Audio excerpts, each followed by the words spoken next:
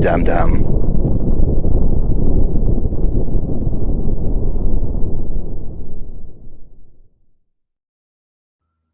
Sarah, where did you get that great kazoo drop? That's your actual intro to when you did your Artie interview. Oh, you could tell how raspy I sound in that. That's all nighter. Fucking manic arm up all night getting this call from Monique at 7:10 in the morning going, oh, we got Artie. I'm like, oh, no, not now. And I'm just like scrambling around and popping Adderall and whatever. No, I was but I was zonked out, just in this crazy overtired energy, and you could hear the rasp in my voice. By the way, I love that opening. Sarah, did you hand animate that yourself? Yes, I drew the photos of the carnage due to the Armageddon. Nice use of corn. And Davydd did the soundtrack, which I love. Yeah. What's important is it is copyright free. You know what I love? At the end of that, I was looking at Depp's hair, and I'm obsessed with his hair, and I've been so for years. I had a friend who accused him of having hair plugs 15 years ago. 20 years ago. And I've never been more sure than looking at the ending of that he does. That hair is way too crazy. What is he there, Sarah? 55 in that? This was, this was about around that time that everything kicked off. He did a series of these weird little photo shoots that they released. Yeah. And he does the same move every time. He takes the glasses off. He puts the one hand over the eye. Yes. Yeah. Trying to be eccentric where there's he doesn't. In other words, he doesn't know what to do. He's doing an eye test at the DMV. Yeah. That's all right. Let me real quick. So that just makes me want to do the Dr. Alan Bauman hair show with Depp more so by seeing that. I've never been more sure of something. I feel really good about that, by the way. I want to get this out of the way real quick. I put out a call to help us meet our goal for the month with Super Chats. So thank you very much. Good timing. Mr. A. Smith started it off. Pell finished it. We got another one from Mr. A. Smith, and we're at our goal. We'll take more. But did we talk about the Patreon? I want to bring up the Patreon because I dropped something. This is, I've had pretty good luck with, and I'm fastidious about, I could line it up with Radio Gunk. I just put up a 4-hour and 10-minute queer, and this is such a Depp tie-in, Queer in Clothing in Southampton from 2008, where Ralph spends it's a few days. I think it's like 3 days. It's a long weekend in the late August summer, and a lot of them are there. I believe the helicopter pad is brought up by Artie by accident, and I think the bowling alley is dropped during that. And the whole thing with Ralph on acid, and he throws up in the washing machine and the whole thing. So it's 4 hours and 10 minutes of that, and it's really, aside of when Kimmel's on the show, the most you're ever going to hear about 17 Squabble Lane. And a rare call. A rare call from Howard to the wrap-up show, if I remember. Yeah. One of 3, I think, in the entire history of it. Because while they were discussing it, they were treading on sensitive ground, and he had to call in to divert them, as he did every television interview. That is probably one of your greatest compilations ever. I've listened to it probably 10 times, and I'm very happy you put it up. Because it matches the Kimmel thing we did this week so much. And the other one I forgot to put up, and I will put that up maybe tonight or this weekend, is the Ed Bradley funeral saga, which is like an hour and 20 minutes. So it's the full kind of A to Z of him. I should almost fuse it together with Joan Rivers' funeral. That'd be good. Okay. Yeah, I will always remember from that discussion the chunks he put into the washing machine. He was supposedly banned from Castle Gaysco. We believe on Radio Gunk that he's living there now, Ralph. And they're not saying anything. That he actually has access to go. There's no way someone that vain is going without his stylist for more than a couple days. There's just no way. And other duties. And other duties, no pun intended. Fell out. I want to thank Pelosi and shared one of my dumb comments. How about a Marlon Brando impression for when I don't think I've ever seen a dumb comment from Mr. Pell. Yeah, that's the thing. I agree. And Mr. Hooper just came in too with $4.99, so thank you guys. Thank you, Hooper. Thank you, A. Smith. Crazy Robin, welcome back once again. Hey, fam. Nubian Princess here. I've been down for a little bit navigating these unpredictable waters as best I can. I've missed you all and us, you, Crazy Robin, and us, you. Speaking of unpredictable waters, all our best to our Florida brethren. Sarah, while we're on the air, I don't want to put too much pressure on it. Can we get an update on Miramar? How our Depp's hometown is doing? I haven't even thought to check. But it's funny how Miami seems to evade all these hurricanes. No pun intended, the Miami hurricanes. Right? Doesn't seem like every time Florida gets hit, like Mar-a-Lago and West Palm Beach and all the rich people seem to be immune to the hurricane, like some crazy force field comes up and protects them. I never hear about the theme parks having to do like heavy reconstruction or anything like that. Right. What happens to this? That Florida is the apex of theme parks and amusement parks. When I was a kid, at least it was. And besides Disney World, there's a million like water parks, Universal. Right. There never seems to be a problem with that. Mm-hmm. Great point, David. Or you never hear of any of the Palm Beach oceanside mansions. Right. Yeah, right. They get hit. You never hear anything about it. Pellel says, we had Parmesan Reggiano sauce with ziti, I think. I opened the door and put it away, and we uttered, there's no place like this shit. I had to read that. Sarah, wearing an only paint-stained nightshirt, was like lit at center stage as she stood in the open door glow of the refrigerator. Is this so? He wants me to read This is weird because I do this. Sarah, wearing her only paint-stained nightshirt, was lit like the center stage as she stood in the open door glow of the refrigerator as she ate shredded cheese from the bag. Weird. Want some? She asked. Melvin, you crazy. I have deviant. The detail of the shredded cheddar cheese. That is so weird because that happens on a daily basis. I just take a pinch of it and drop it in my mouth and I'm wearing a paint stained t-shirt right now. How does he know that? He was here last night. I'd like an answer, Miss Sarah. You just got it.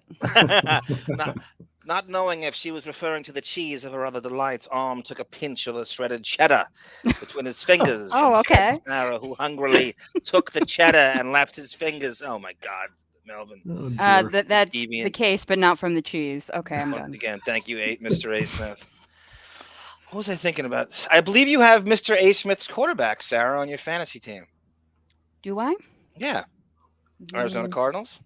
Oh, I do. Yes, he better fucking scramble for his life. I need the points. I'm facing I love watching him. Kelly Ripa this week, the point queen. Kelly Ripa's camel toe. Is Kelly Ripa male or female? I believe it's a male. It's got a fantasy league. The point king so far. So I am like second, I think, in points, but he's gonna kick my ass. Oh, I don't know. I can't figure the NFL out right now. I make no predictions. Just picking games is tough enough. It's just a bizarre time. Well, one of my main point getters was in a car accident 2 days ago, so I don't even know if he's playing. Oh, that's right, Myles Garrett. King Myles. I heard he's playing. I heard today that he's playing. I heard hope so. The latest update is he's good enough. Get a buff right out. Get your ass out there. I'm trying to keep. You heard that? Yes, every time. I'm aroused, whispered into Sarah's ear. I have a corn of cheddar right here, honey. Sarah, who had waited for this day for years. Peel off a shirt exposing her 34G quadruple G breasts and pushed herself. God damn. Is that such a thing? Quadruple G? Melvin's making up his own bra sizes. Lisa G has them. Yeah. She rolls those pancakes up and stuffs them into a 34 quadruple G. My only inspirations are Arm and Miss Sarah. Do anything to protect them. Thank you, A. Smith. God bless. John O'Reilly. Aquaman. Hey, John, thank you for the link to Newsday because Mr. Feeney got a hold of that. There was a much more thorough Jeff Beck news piece from Newsday that John O'Reilly sent me a link from. And I read it. It's got some more details from, I believe, Nancy Wilson from Heart is on the tour, ZZ Top, and it gave more cities. I like the way this is written more so than the one we read from The Patch, which I know you love, Sarah. By the way, again, all our love to our brethren in Florida. Sarah has volunteered to do a Sean Penn. and go down there I'll like be in my canoe. Katrina. Yeah. So let's see if she follows through with it. I apologize in advance because I'm going to save your dogs and cats and leave you. Aquaman. Okay. Okay. So we'll start with that. You want to start with that? John O'Reilly Newsday link. I mean, we knew about this, but I like the way this article is written more so than the one we read. Scott Balo, welcome. We can't wait to have you back, sir. Hold me closer, Tony Danza. Who did that parody? The Elton John Tiny Dancer Tony Danza I'm parody. not familiar with it. You know, I definitely know it. I just can't remember who coined that. It's a parody song. It's not because Scott and Todd. I know you love Scott and Todd, sir. Yes, I do. I have Sherry Vine. Is that correct? I guess so. Yeah, you looked it up, Davydd? Yeah. Okay, maybe. I just know the parody. I just don't know who did it. It's very it comes up. There's almost no way you can reference that song without referencing the Tony Danza parody, and I just don't know who did it. It's just one of those things you just never really got the origin of it. Right. So here we go. I'm going to play. I have a Davydd folder. Aren't you proud, sir? Let me go ahead, sir. Let me get that thing out of the way. If you've heard, did you hear the new? I know I'll get off this topic. No, I'm not huffing at you. I screwed up. I didn't say I'm the one who huffs. I know. Sorry. Did you? Well, I won't be on the whole show, so you don't have to deal with me long. You can do an Irish exit. Yeah, probably. The Stuttering John. Oh yeah. What is it? A saga at this point? Yeah. So the latest I heard. He calls it a cottage industry, which I love. Yeah. I would love to jump on that money train, but anyway, it's pouring in these days. The thing that the latest development, and we'll talk about this quickly and move on. But I was watching the Ripoff Rico show, and starring Shuli, and Reverend Bob was on it. Oh, can you explain what you mean by that, Franklin, to people? Yes. Shuli ripped off all these Stuttering John. Well, he was a guest. Trolls. So now he's trying to get in on the okay. Yes, but he was a frequent guest on Who Are These Podcasts, who started the ripping on Stuttering John thing. But Shuli jumped on the bandwagon and probably makes more money off it now than even, Who Are These Podcasts. But anyway, so Reverend Bob Levy and his wife, Gina Levy, who are great on Twitter. They're a great follow. I'm sorry, but the cat is going crazy. They are a great follow, and they're two of the nicest people ever on Twitter. They'll give you a like, even if they're great. Even if you don't deserve a like, they'll give you one. But hold on, this fucking cat. Stop. Get out of there. Oh, you got the cartoon cat with it? Oh my God, she found a grocery bag. Okay, so Bob Levy was on, and he always, everything he says, he prefaces it with, I don't have a problem with John, but I'm just here for the comedy. Sure you are. So he has a revelation that Bob Levy and Gina, they broke up before they got married, and they did it on Twitter, as they do. I don't know why, but it was a very public breakup. So they were broken up for maybe a month. Meanwhile, Stuttering John's watching this unfold on Twitter. He messages Bob immediately and says, "She have a hot body? Because if you don't mind, I'd like to give her a call and ask her out." And at the time, Bob's going through like rehab. He's hooked on like oxycodone and all that crap. Right. He's like, yeah, whatever. She's a psycho. The things you say when you've just broken up publicly with someone. Right. So John DMs her and asks her to come join him for 3 days. This is like, he's just like lying quietly in the background watching this unfold. And he immediately pounces like the deviant that he is. Right. So she won't reveal what he said, but she turned him down. So he goes, "Well, fuck you. I heard you were a psycho anyway." And she says, she tweeted, "If you think that's bad, wait until you see what else he said to me after I declined." Oh, wow. And everybody's trying to get her on so they can see that DM. Did she do this as a way to bait him into his deviant DM sliding? No, you don't have to bait him. No, I'm just wondering if that was like a way to just, I mean, you could easily. So she staged a public breakup with Bob Levy to get Stuttering John to DM her? Yeah. No. I think these people go to that extent now. This was before the Stuttering John saga started. Oh, okay. How long ago? This was before they got married. I think they've been married a couple years. So this is what, 5 years ago, would you say? I don't think it's that long ago, but a year and a half, 2 years ago. Okay. He's Also, you can't disgusting. control who messages you, so I'm Yeah, sure she got. exactly. Yeah, right. Yeah, she gambled. Oh, I hope Stuttering John DMs me. Could turn it into a thing. Oh, Oh, I've seen, that's and I was revolting. when we were on Dog Shed, I had an avatar of Deborah Stern. I think one of her high Oh school yeah, pictures. yeah. I remember that well, definitely. Yeah, high school picture. This is somebody he should have known. He DMs me, and I wish I could get it, but I've been banned. He DMs me and starts flirting with me. Is that really you in the picture? Oh You look my like that? god. You said yes. No, I Right? ignored him. I think I ignored him. But he has DM'd me about why I'm so mean to him.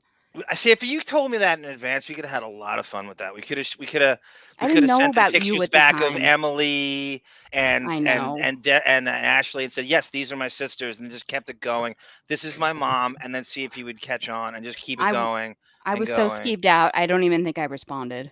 Ah, I shuddered. My spinal column shuddered.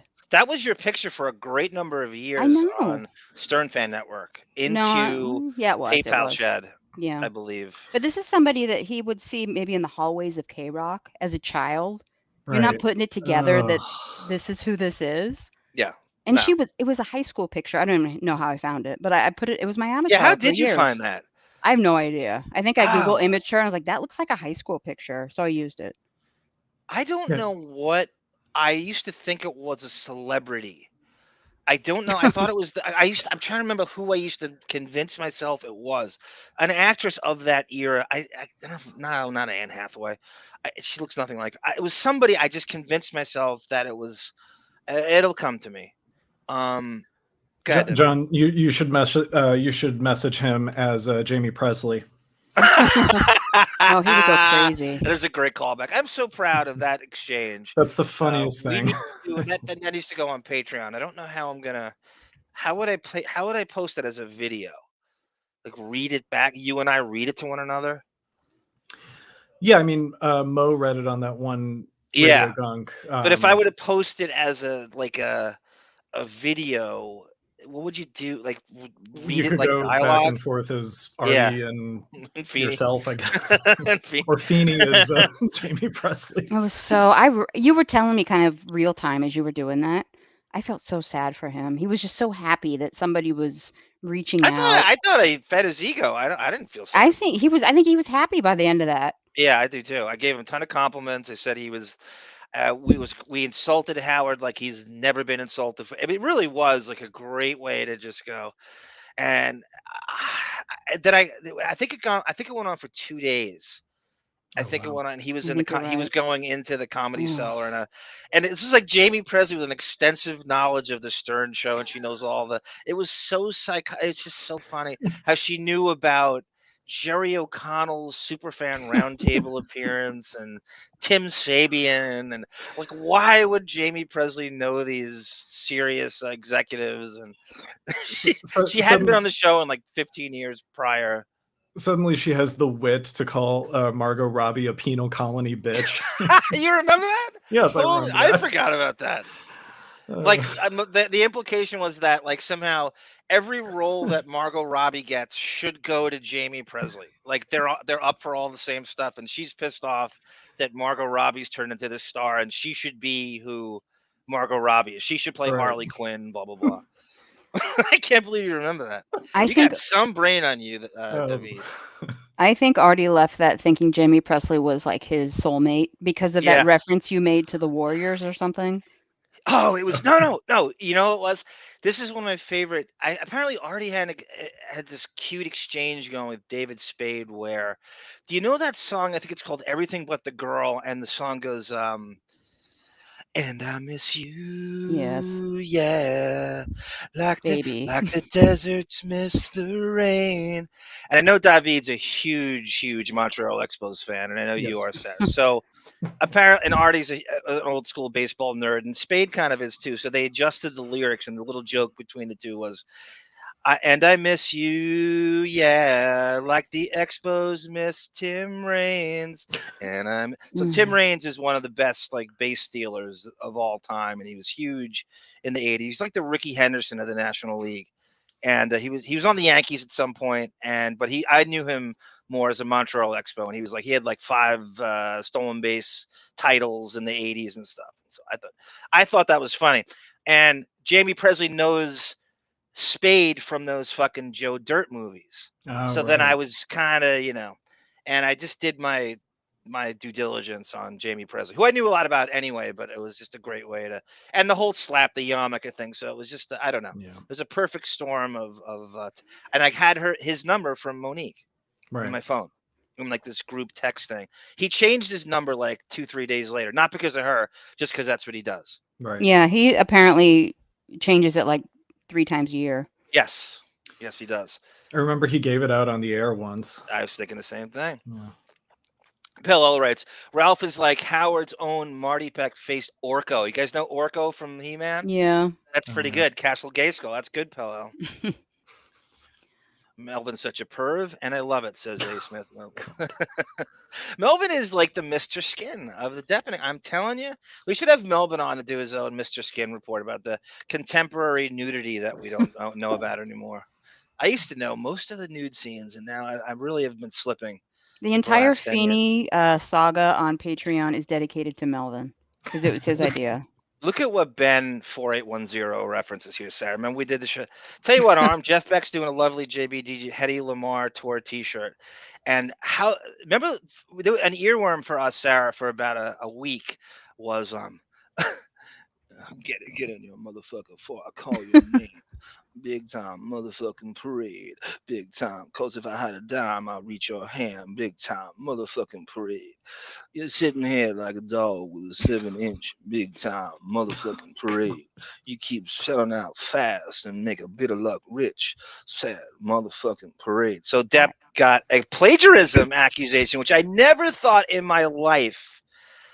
That he's many things and he's not perfect and his eyes been taken off the ball script wise in the last decade or plus, but I never thought he'd be a plagiarist, and that in fact is true. He stole this song from this old if he is credited as the writer of that song, yes, he is a plagiarist. No, I don't know how anywhere the Fred they put it side by side, frame lyric for lyric. It's a lift. It is the a same lift. thing. I can't see. Go ahead. Sorry, John O'Reilly, thank you for the $9.99. We'll get to it in a second because it's a good message. Thank you. John O'Reilly had a great comment last night that triggered a great conversation.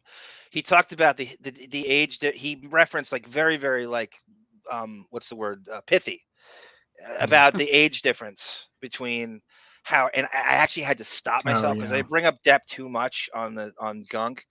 Like I feel like I can't help it. I can't help. You should have heard me after the show. Monique goes, he's like, Xavier, have you ever met Depp? And he goes, no, I never met him. I go, well, how close did you get? Oh and I really genuinely, I just couldn't. I figured there was some portal there, and I wanted to do like a 6 degrees.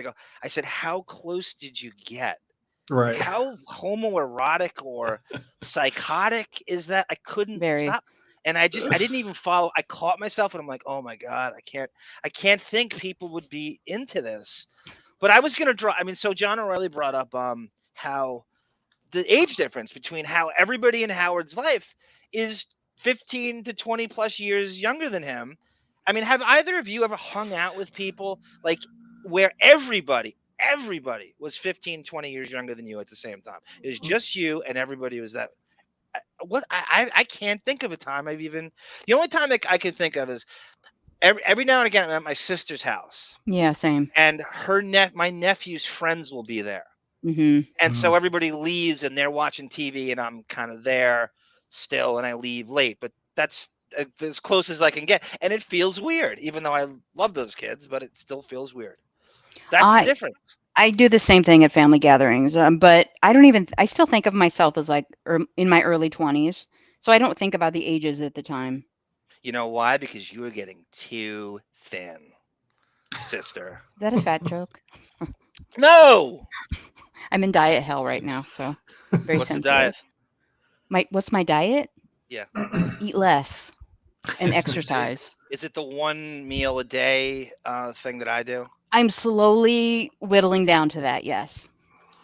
My diet is this. It's not very revolutionary. A lot of people do this. Like you really don't, because I'm such a kind of anxiety-ridden mess in the stomach, it doesn't take much for me to not eat during the day. I get the food coma, as my black friends call it, anitis, at a bar, at a cookout.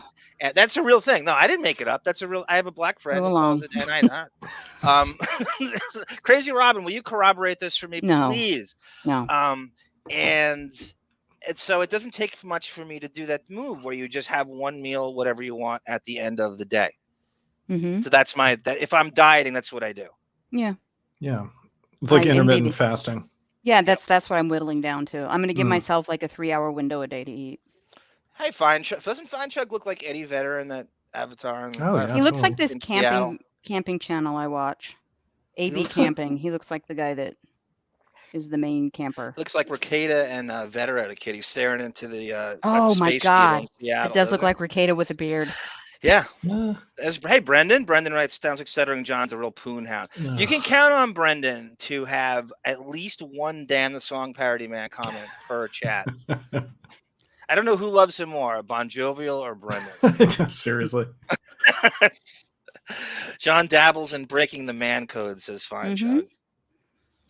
Arm and Sarah, have you heard Amber Heard's best friend, the musician called Brandon McCulley? Yeah, I do know that. Heard the name. Connection. I got to look deeper into it. I remember thinking about that like 3-4 years ago before the Fairfax thing got cooking. I would see a lot of connections to her and the names that was when she was at her pompous finest, like after Aquaman was a huge hit and she thought Depp was done. She started to get really cocky with these friends and stuff. And John O'Reilly says, my fan fiction novelette. No, I haven't heard. No, that's a Davydd word. Totally. My fan fiction novelette. When Amber met Arm sitting by the window, and Rachel's arm looked across the channel to Cow Meadow Park, and the view occasionally blocked by passing fishing vessels. Some way we can weave that into Aquaman would be great. Good evening, G Canada. I had something to say to G Canada.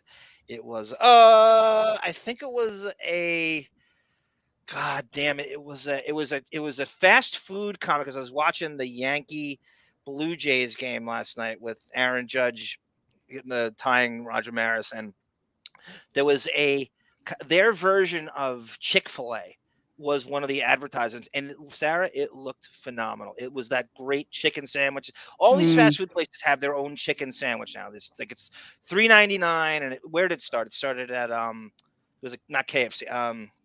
Who did Popeyes? Popeyes. Yeah. Popeyes had the chicken sandwich, and everybody cloned them, and so that's what their version of it. And this place looked it looked 2 times as big as the Popeyes one. And I was thinking of G Canada and his fucking Labatt's and hashtag Amber's IQ is higher than Arm's. There he is. Hashtag Heard Husbands Unite. Hashtag Vindicate Amber. Hashtag, I love this one too. UK court got it right. See, I think you should go on a rampage on Twitter at G Canada and just all the Deptford wives. I know, but I wish he could attract them to go after him, so he could just joust with them all day and break balls. That's it. Hashtag Amber's IQ is higher than Arm. No argument there, G Canada. Texo, welcome, Texo. We were talking about you last time and your millennials. At you Texans and your millennials. Texaho and Crazy Robin are doing the Lord's work, by the way. Meals on Wheels, and Crazy Robin is a certified social working therapist. She's basically the Allison Stern of Southern California, and I'm glad she's here. Allison Stern has a practice. Did you know this, Davydd? If you look up Allison Burns Simon Stern. She has her own therapy practice in Roslyn Heights, Nassau County, Long Island, which is right by Anthony Cumia's Grace. What's the Michael Jackson? Compound Media? Compound Media, yeah. Oh, interesting. She remarried, right? She remarried. Immediately. Right. If you go on my Twitter, Davydd, you can see the family. It's in my background, so it's her new husband, David Simon, and the kids. And she had new kids. In a group picture, yeah. Oh, wow. She didn't have new kids. She still has the Stern kids. The Stern kids. Okay, got it. Their whole thing is fascinating because Sarah, you heard the clip I found, right, of Bethany Frankel? Yeah. Mm-hmm. All right. So Allison's house, when Howard moved out, Howard moved Right. to the Millennium Towers. He bought that house from Bethany Frankel's father, which Right. did not ever come out. Bethany was on the show before she was famous, quote unquote, way before. In 2006, she's like, she's like, you bought my house from my dad, my horse trainer father. He's like, and Howard knew full well what it was, and he didn't. She just blurted it out, and Right. he's like, I thought you were familiar. Like you could hear him lying. And she goes, yeah. What was interesting is Howard left our name up on the mailbox after he moved out, so nobody would know it's their house. So he left Frankel, or whatever the hell her real last name is, on the mailbox after they moved out at the end of the driveway. The name is there for a reason. That's to benefit and help out the postal delivery person. Right. I know. He's So too good for the post office. Yeah. Right. No, mail is for people who have nothing going on, right, Robin? Right. He was kind of pissy with her that whole interview. Oh, he was horrible. I want to send that to Bethany because I know she doesn't have it, and she's such a loose cannon. I bet you she'd go nuts on it. I think she has like 3 times the followers he does too. This was before Housewives, so she wasn't famous. No, she wasn't famous. She was very beholden and a little too in awe. And I would love to. I'm sure Andy Cohen would love to hear that too. Yeah. Oh, totally. Ben, Orm, can you please do Johnny Depp manning the after gig merch table? Hello, can I have a coffee mug, a bobblehead of Jeff Beck, please? A Jeff Beck action figure with the guitar sort of turns into a rocket launcher as we go out. I want to know, Jeff Beck is 78 years old. That's Joe Biden's age. I swear to God. I swear. Well, we know how that's working out, so retire Jeff Beck. Let's play the, I would love to see you in Joe Biden's aviator, Sarah. I think I could confuse him easily enough and quick enough to run. I would love to see him smell your hair while you're wearing his aviators. I would run before he had the chance because I have great hair and he couldn't help himself, but I'm a little old for him. Okay, so here's the Jeff Beck piece from John O'Reilly. So this is Depp coming to Huntington's Paramount in Long Island. By Frank Levici of Long Island Newsday. Actor, musician, Johnny Depp was jammed with Jeff Beck on occasional shows and released an album with him in July. Will perform in the rock legend's previously announced North American tour, including 2 dates at the Paramount in Huntington, Long Island. Depp joins Beck on October 4th in Washington, D.C. and continues to the tour's end in November 12th in Reno, Nevada. The 29-date tour opens September 23rd outside Austin, Texas, with opening acts Ann Wilson, formerly of Heart, and ZZ Top. Following 2 more dates with them, Beck has a final 3 with ZZ Top and then a solo date before Depp joins him as a co-performer. Let me just say that I don't know if you knew this, Sarah, but I don't think Davydd would follow this. Yeah, Depp's another one of the Guitar Hero. He's befriended through his fame as an actor is ZZ Top, and did you see the Jump Street movie, Davydd? I did, yeah. It was very well done. I don't think you watched it. I know you worked on the score on the original series. I did. But you watched the original series, I imagine. And it was about it as amazing, a clever comedy continuity as you could possibly do in that. I'm so amazed at how they pulled that off. I loved it. The movie is genuinely really funny. And it's hard to do a comedy these days. And then they fused Depp and DeLuise in at the end. Anyway, Depp's undercover character in the film was based on ZZ Top. So if you could see, he pulls off the whole thing, and it's based on. You remember? So he's wearing it's just classic. I mean, isn't ZZ Top biker music basically? Would you call it biker music? Bar music, yeah. Bar music, just like every Hell's Angels stop at a fucking Saturday afternoon ride at 4:30 in the afternoon, and they pull in, and somehow ZZ Top is always playing on the jukebox every bar they walk into. I'm surprised Howard didn't try to get him like he got Dee Snider or something. Has ZZ Top ever been on the Stern Show? I have no idea. I don't think so. Once. Okay. Really? Shit, he had something. I think what it was a wig pro quo with Sirius. He had some weird. We busted him on gunk with some payola from ZZ Top, and I don't know. I don't know if you guys remember this. Sirius did some shit with ZZ Top, and he suddenly started to like promote them out of nowhere, and it made no sense, and it was out of content. But I don't ever remember hearing them on the actual show.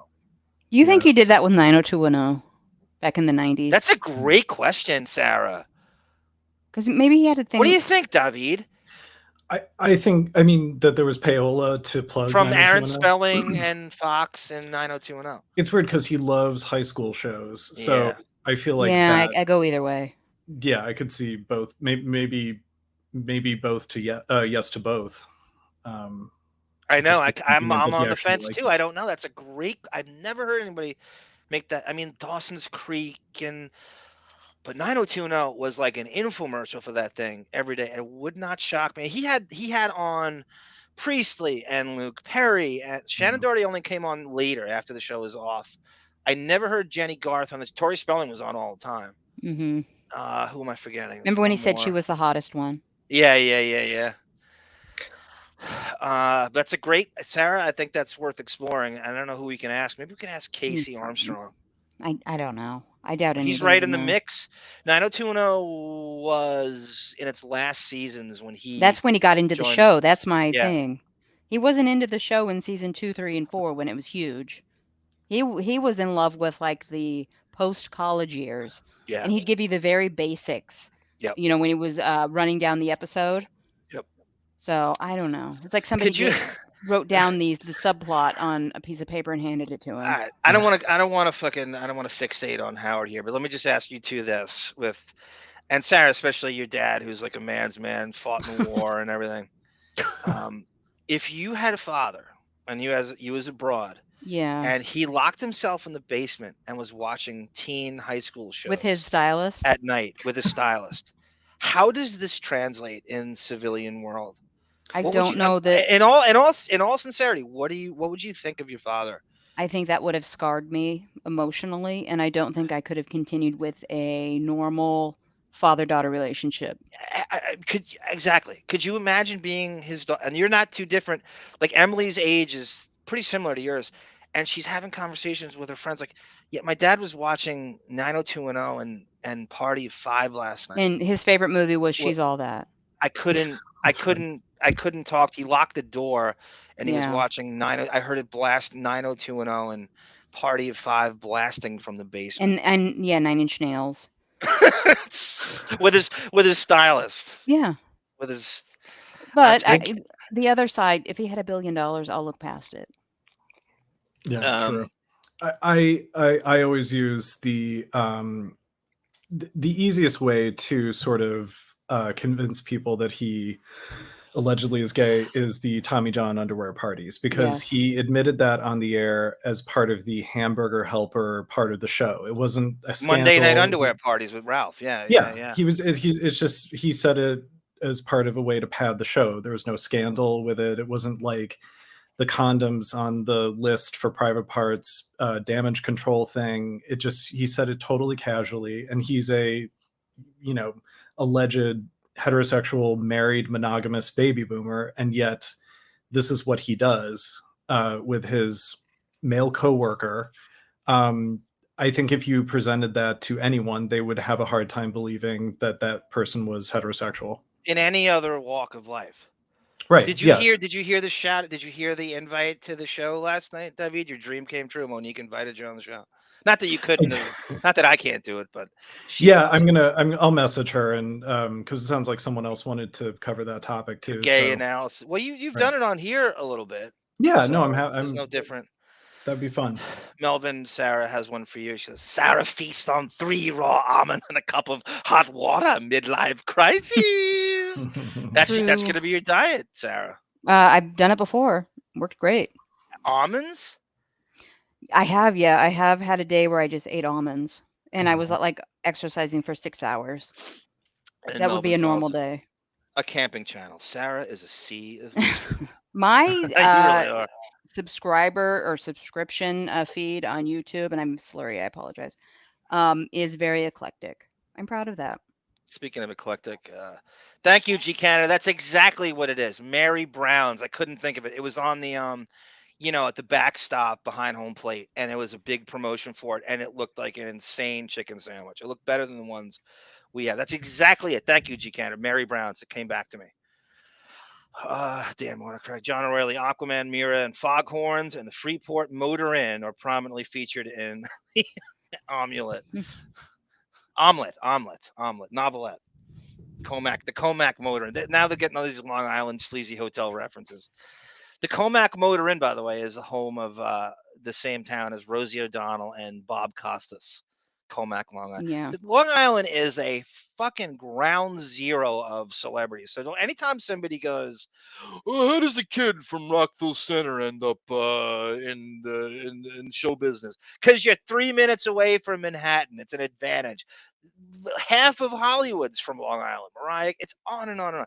I cannot tell you how many. I'm sure the chat's going to have all these names, but it's so many. I'm not even including the Hampton sect. Not even including. Roslyn Heights is the Jap capital of the East Coast. Yes, sir, John O'Reilly. Sometimes I go between Great Neck, Roslyn Heights, and that whole up in Old Westbury, I think, is all over the map. That's where Howard lived. By the way, Howard lived next door to Victoria Gotti. I shit you not. I don't know if anybody remembers she called into the show, and Howard did that pussy mode where he's like afraid of the mob and he doesn't want to. Howie Brasco. And she called and Victoria Gotti was very nice. She's like Howard. She's like, I live, as you know, I live right next to Allison, and he's like, oh, I don't want to. I'm not going to comment on that. It wasn't like he wasn't afraid of Allison. This is before the gag order. He was trying to be like Howie Brasco's afraid of the mob. If she was, it was the worst in it, and it wasn't Victoria Gotti's fault. She was promoting a reality show, right? Yes. Yeah. Growing Up Gotti. Yes, exactly right. Those leather-skinned sons of hers.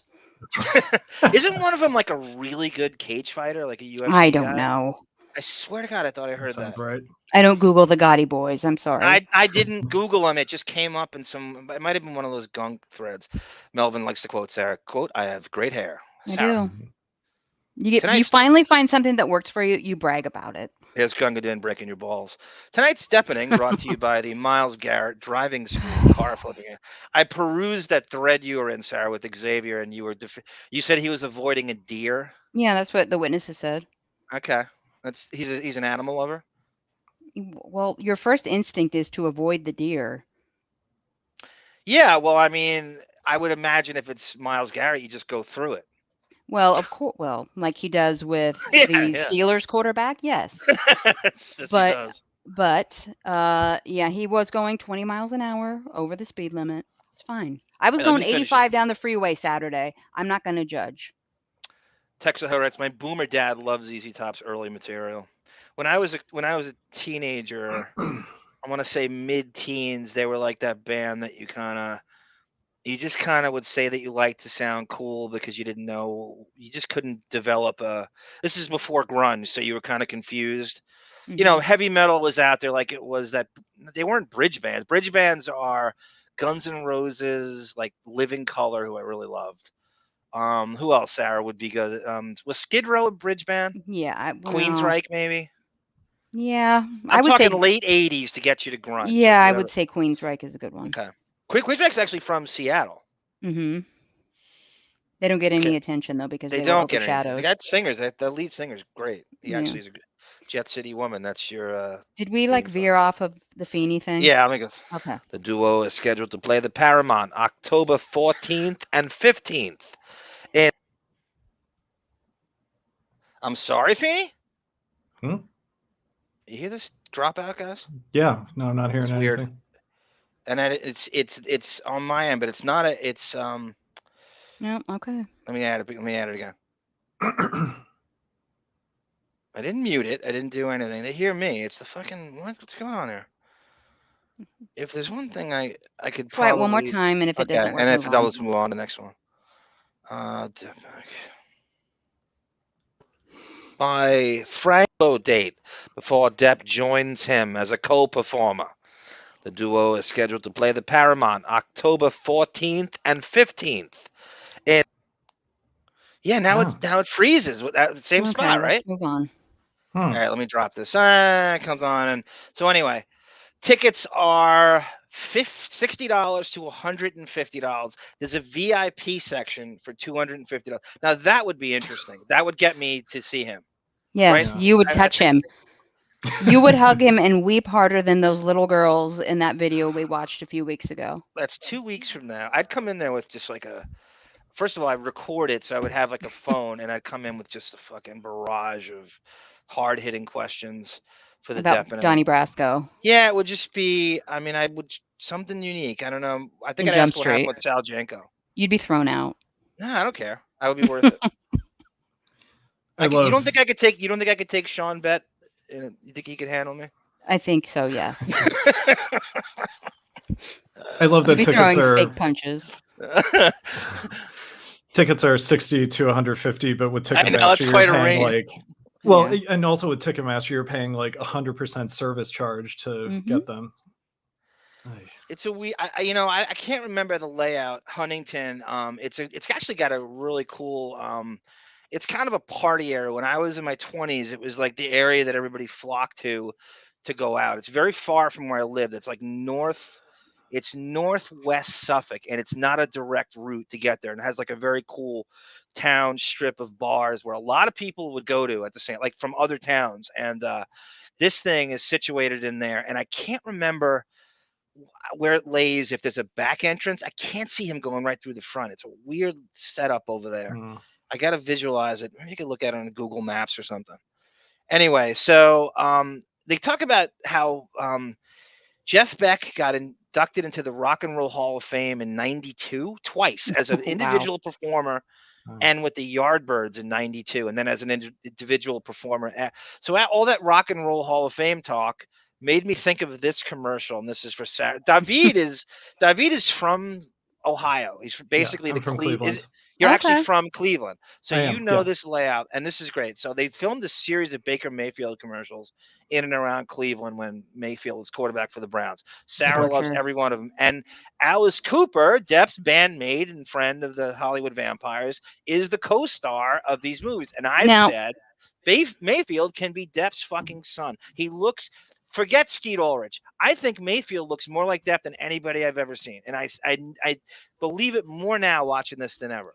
Now, before you start this, I want to set the scene. Imagine you're a Browns fan. I'm sorry, everybody. I know it's hard to imagine, but you're watching the game, and it's probably like the third quarter. That's when all these commercials would usually air during a Browns game. Baker Mayfield has thrown for 4 to 5 interceptions in that game, and you're down by 21 points. Along comes the commercial break. So you can relax and breathe for a second before you want to puke again, and this commercial plays. Not just plays about, I'd say, during an NFL game. 4 times. As many interceptions. I'd say 8. Yeah, as many. I'd say same number as the interceptions. I'd say 8 times per NFL game, at least. And they're different versions of it, and then it's a series of like vignettes. So this is the Alice Cooper and Baker Mayfield progressive commercials. Progressive presents At Home with Baker Mayfield. Ugh. Okay, Davydd, have you been here? Yeah, the Rock Hall. It's right next to Brown Stadium. Is it just like this now, or did they renovate it? It's still like that. That sign may be new, but that's that building hasn't been redesigned. They probably put that there for the commercial, just so you know you're somewhere important. Exactly. What are those tables out there, Davydd? Do they have like picnic tables that you can just hang out? I'm sure there's. I think in the lobby there's like everything. There's like some cafe where you can get an overpriced turkey sandwich and. Yeah, or there's probably a fountain somewhere near these tables and a food truck somewhere. It's near the so in that this is on the lake, so it's on Lake Erie. It's the Rock Hall, the Science Center, and Brown Stadium. They're all right next to each other. The Rock and Roll Hall of Fame, it's so arbitrary, like how you would get inducted in that and why, and what do you base it on? Album sales or cool factor or instruments you can play? Like, it's such a weird thing. I mean, at least with sports, it's like merit based. Like, okay, there's statistics and with music, it's like, what do you base inducting someone on? There's some real fucking charlatan posers that are in Yeah. that Rock and Roll Hall of Fame. Mhm. And I'm sure you're a better musician than like 95% of them. Like Bon Jovi. Yeah, Bon Jovi. He might even be like more. At least he can play No, I instruments a know. little bit. I'm You know, just at least- thinking of No, Howard's you're right. speech. Yeah. You're right. You're right. And you have a poser inducting them. Right. How Exactly. pissed is Depp, by the way, that he didn't get to induct Jeff Beck? That it happened like before. This is like right after 21 Jump Street, like as if he would have been asked to induct him in. Right. Hey, it's Baker from next door. I think I got one of your packages. I opened it by mistake. Huh. You sure they're not yours? Yeah, I'm pretty sure they're not mine. He Look at needs him. them. He's so short. Fine. Can't even see over the line. Online shopping, it's my curse. You and me both. Hey, Yeah. get a wheelbarrow I could borrow. I'm gonna do a little mulching. Yeah, I'll bring it over. I need You him to can't go. tell me. You can't tell me that's not a good commercial. I I don't need care him to what go you think of him. online and shop for a quarterback coach. That's what I needed him to do last season. You're brutal. You run a Have fun. That is, Have fun, that is- Panthers. He's all yours. That is Liz Cheney at the January 6th committee, ladies and gentlemen. You're brutal, Sarah. You can't tell me he's not good in that, and you can't tell me that's not a clever commercial. And then he walks over from their stadium to the Rock and Roll Hall, which is Davydd. You said it's walking distance. You just walk It's across totally, the street. yeah. Okay, It's right next door. It's great. Did you enjoy that, Davydd? I did. Yeah, it was fun. It makes me homesick. Does it really? I mean, no. What year did you move to LA? Before 2007. Okay, Yeah. so you've been there. Wow, 15 years. It's I've crazy. been here. Yeah. It's You were very young when you got there. I You must right have been after 82 years old when you got there. it was right after high school. I went to college here in LA. So yeah, but in 3 years it will be half my life that I've been in Los Angeles, which is crazy. It I is envy crazy. that. Not the Yeah. LA part, but I Yeah. envy like the leaving the state. I'm a homebody. I know. I'll be in the same city the rest of my life. Are those the only two places you've lived? It is, yeah. Because I moved here to go to college because I knew part of my thing wanting to get into movie work was going to be networking in this town. Yeah. So, it's just the thing you have to do. What You are you obviously- going to get in Ohio? Right, exactly. And maybe a commercial for Progressive, Well, Yeah. as Chrissy Hines said, he went back to Ohio, right? I mean, that David's very much the inspiration for that song. David City was gone. I love that song, by the way. Din, din. You should do your own version of it, David. I should. From Cleveland to Los Angeles is where Davydd lies. Oh, He God. can't wait to have his first coffee break. Sit back, relax, and binge watch some more At Home with Baker Mayfield. How much does that look like Depp? Look at him. Yeah. A 26-year-old. I don't Johnny see it, Depp. but I do see that's it. your If Depp thing. if Depp was swarthier, I'm telling you, he looks more like Depp than his own son does. I think Depp Jack is like Depp 2 looks feet like taller. John Mayer. I'm telling you. Right here, Ugh. right. No, That's get it's out. Depp. Look at his face. I see it in the eyes. Yeah. Don't you see it, Davydd? Cheekbones too. Yeah. Yeah. That's how homoerotic did Did I just say cheekbones? Very. Melvin's gonna That's send- my job, Arm. I also do invite me on the that's show. Davydd. Oh my god. Now, Hey, they look a little scuffed up. You sure you weren't wearing these? No?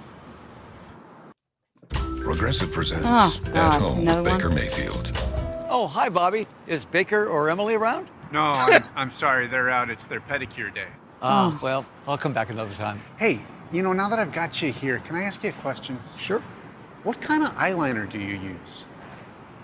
A nice liquid pen. No clumps. Did you get your hair cut? No. Is it a new jumpsuit? No. Something looks different. Well, see you later. Thank you, Cindy. Thank you, Cindy Clausen. And you know what? I'm very crestfallen because if he was still with the Browns, I think eventually you would see Depp in these commercials with him. Oh God, you're such a reach. No, why is it a reach? Alice Cooper is there, for Christ's sake. You You don't think desperately tried to they'd be do 6 touring with degrees them? of depth everywhere. They'd come to Cleveland and then they'd film another. I'm telling you, and Depp is so game to do anything right now. An uncanceled Depp. How much of a perfect pairing would that be with the Progressive commercial? That he answers the door with Alice Cooper, and they do like, son. Oh my God. Maybe Xavier will fly out to Ohio and work on the commercial. And be I'm enjoying these commercials. I think they're very well done. I don't care what you think. Sit back, relax, and binge watch some more At Home with Baker Mayfield. God, get out of my life. Right now. John O'Reilly goes, and your dad is in chat rooms with girls the same age as Emily during that time. Yes, sir. Thank God he doesn't know how to do that. Remember the Prodigy days? He somehow was with set Nancy. up with like he was online like very early on when nobody had computers. Rubber baby. That's right. That's right. That Prodigy scene sounds insane, by the way. Like, I can't even imagine. It probably was like the Reddit of its day, just like insane people who could hide behind their avatars. And that was when the internet was not regular. I mean, there was no rules. I mean, it was the Wild West of deviance. But if you were lucky enough to have a computer at that time, Sure. I mean, I'm not one to blame my parents for most things. I'd like to, it's very much a cliche, but my father worked for IBM. He sold computers. I didn't get a computer till fucking 2001. Boo-hoo. Oh, wow. I didn't. Oh, bullshit! It completely it oppressed me from the workforce. I did not have computer skills when I went into, so I was never qualified for those jobs. As I was kind of caught in that in between Generation X, where you were not foisted computer skills in school. You had to learn it on your own. So all I had to do was have some basic knowledge, and I could have, qualified. But just some, it was oppressive in the workforce to not have computer skills in Generation X, and I blame my father. I'm blaming him. Yeah, he's a very cheap guy, very cheap. Okay. Just can't be bothered with rolling with the new, and wasn't applicable. Or he had his fill because he used it at work, and he wasn't concerned. Right. He's one of these people that is not concerned with making it better for the next generation. I got mine. Screw you. Right. Yeah. It's weird that the company wouldn't just give him. Oh, I said it to him all the time, Davydd. I'm like, just throw it out. I'm like, ditch it out the window when the lights go down. Get in the bushes. And how hard could it possibly be? Totally. Yeah. God. Jeff Schick's right there. At least you had the option of IBM. My mother ordered my first computer off Finger Hut out of a magazine, and it was a Sinclair PC 500. The only thing I could do was play a black and white gopher game where the gopher steals carrots out of the ground. That's all I had. Oh my gosh. And now Ralph takes him out of the washing machine. Oh. Kylo Sierra Alpha, welcome, sir. Let me finish this. Did you get your hair dyed? No. You got your teeth whitened. Did you go tanning? Did you have work done?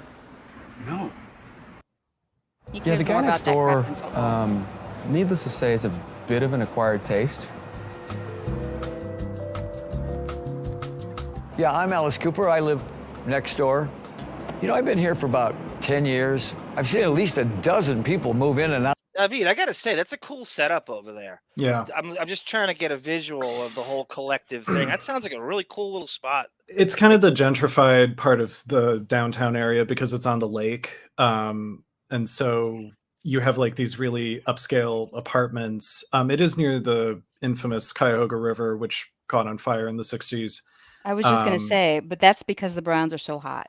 Right. Isn't there a line, Davydd, you know that song of My City Is Gone. Isn't there a line in there where Chrissy Hine goes, from Canoga to Cuyahoga Falls, hey, ho, where to go, Ohio. She says Cuyahoga. I'm positive she says Cuyahoga. Okay. So yeah, Cleveland is in Cuyahoga County. So I grew up in Lakewood, which is the suburb. It's a suburb adjacent to Cleveland proper on the west side. But yeah, no, it's a cool, and they've really built it up since I left. I think just they're trying to do sort of what Pittsburgh did, and because the the Rust Belt is dying, and so they're trying to invest in tech and arts and culture. And all I was going to stuff. say, G Canada is an expert on the Rust Belt. He loves commenting on the nicest Rust Belt towns when he's on the chat. I mean, I love it because you're legitimately from Cleveland. Sarah pretends she's from Cleveland on Twitter all week. I love it. Out of that place, I don't know what it is. It's a great place. First impression of Alice Cooper, I wouldn't say that we got off on the wrong foot, but I think he thought I was stalking him. Davydd, do you know who Rick Fox is? I don't. Okay, he's an NBA player, and he's married to Vanessa Williams, a singer and actress and model, who was a huge Howard fan, by the way. Anyway, they had a divorce. He's considered he's a very mediocre forward and player in the end. He's fine. He was mediocre. He's very average. You know Rick Fox, right, Sarah? Yes. But everybody knows Rick Fox from TV and movies because he's more considered to be like an acting basketball player than he is. I think that's the way Mayfield's going to go, like a very average quarterback who from these commercials and TV than you do on the football field. I think it's going in that direction. So. Yeah, because when I looked him up, I just looked him up on my phone right now, and the lead line is Canadian Bahamian actor. Yeah. And much like most nice Canadian boys, a very nice guy, even though he's like a super good looking guy who has a very charmed life, and he's born on third base being 6'8", and Vanessa Williams, but he's a really super cool guy. I mean, I know some people who I spoke to him a few times on NBA radio, and I know some people who, man, he deserves everything he got, but he's a very average basketball player. He's a mediocre, sometimes starting small forward. And that's what this reminds me of. He knows you as Vanya. I think I was actually Arm. Okay. I think I could have been. I think I was Arm. Yeah. I didn't use Vanya at that time. Let's get through this crap. I don't like looking at his face. A little bit? Yeah, you mean they always bring over the pineapple upside down cake or whatever it is. Texaho writes, "Hey, I hate how television movies supposedly set L.A. and various characters with trashy New England accents. I understand that, Texo, but I want when Davydd does this thing.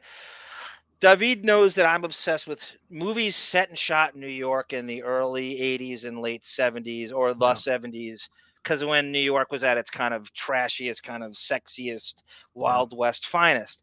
One of the things that you'll see when Davydd's video, I think, is you'll see how movies that one of the things that annoys me is they shoot movies in LA and they claim it's New York, and then you find out later that it's not shot in New York, and then nothing angers me more than that when I find out that a movie I thought was shot in New York was actually shot in LA. And when you see the streets of LA, you could say, okay, that could be, you would believe that was New York for about 5 seconds if they edited it right.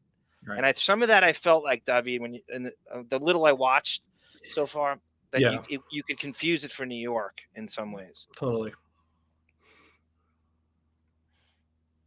And my dogs didn't really like them that much. I had to hold the dogs back. But the cats loved them. Who knows? Camilla? No, it's been smooth ever since. Yeah, and that one day he came over and played flag football with you guys.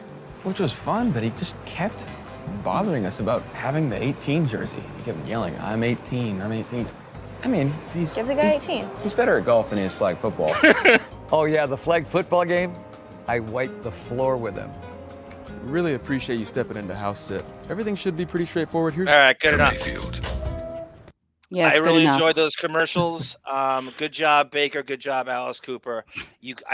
One day it's going to happen that Mayfield's going to play Depp's son in a movie. And I want to play this because I think I actually have it queued up, and I'm fearful of the copyright. But so don't do it. Let's get to the main event. The main event is okay. The main event is. I want to let everybody know that the character of Captain America was not based out of the minds of Jack Kirby and Joe Simon, Steve Rogers. It's actually based on Davydd, and here's why.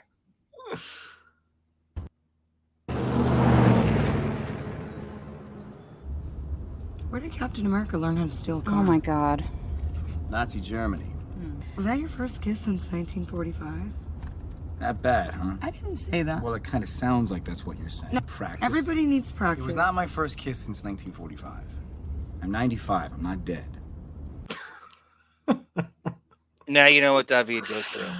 Exactly. Right? If I close my eyes, I would think that was Amber talking, by the way. Davydd, I mean, I think we all empathize with you watching that. Do you feel, just a man out of time at all times? How about here? Yeah, I mean, oh, I 7 thought you were asking. You do anything fun Saturday night? Well, all the guys from my barbershop quartet are dead, so no, not really. Davydd, did they just steal that from your life? They're stealing jokes from like guys in the chat, like Hooper. Yes, that's exactly what it reminds me of. And the best part about that, the directors of that movie are your Cleveland brethren, the Russo brothers. It's all comes full circle all the time. So Sarah, my urge to you is I want you to incorporate that into your Davydd intro for next time. I'll do my best. So speaking of Davydd intro, this is Sarah's brilliant intro for Davydd. Where we play Davydd's LA Depp reality tour. Let's wait until it's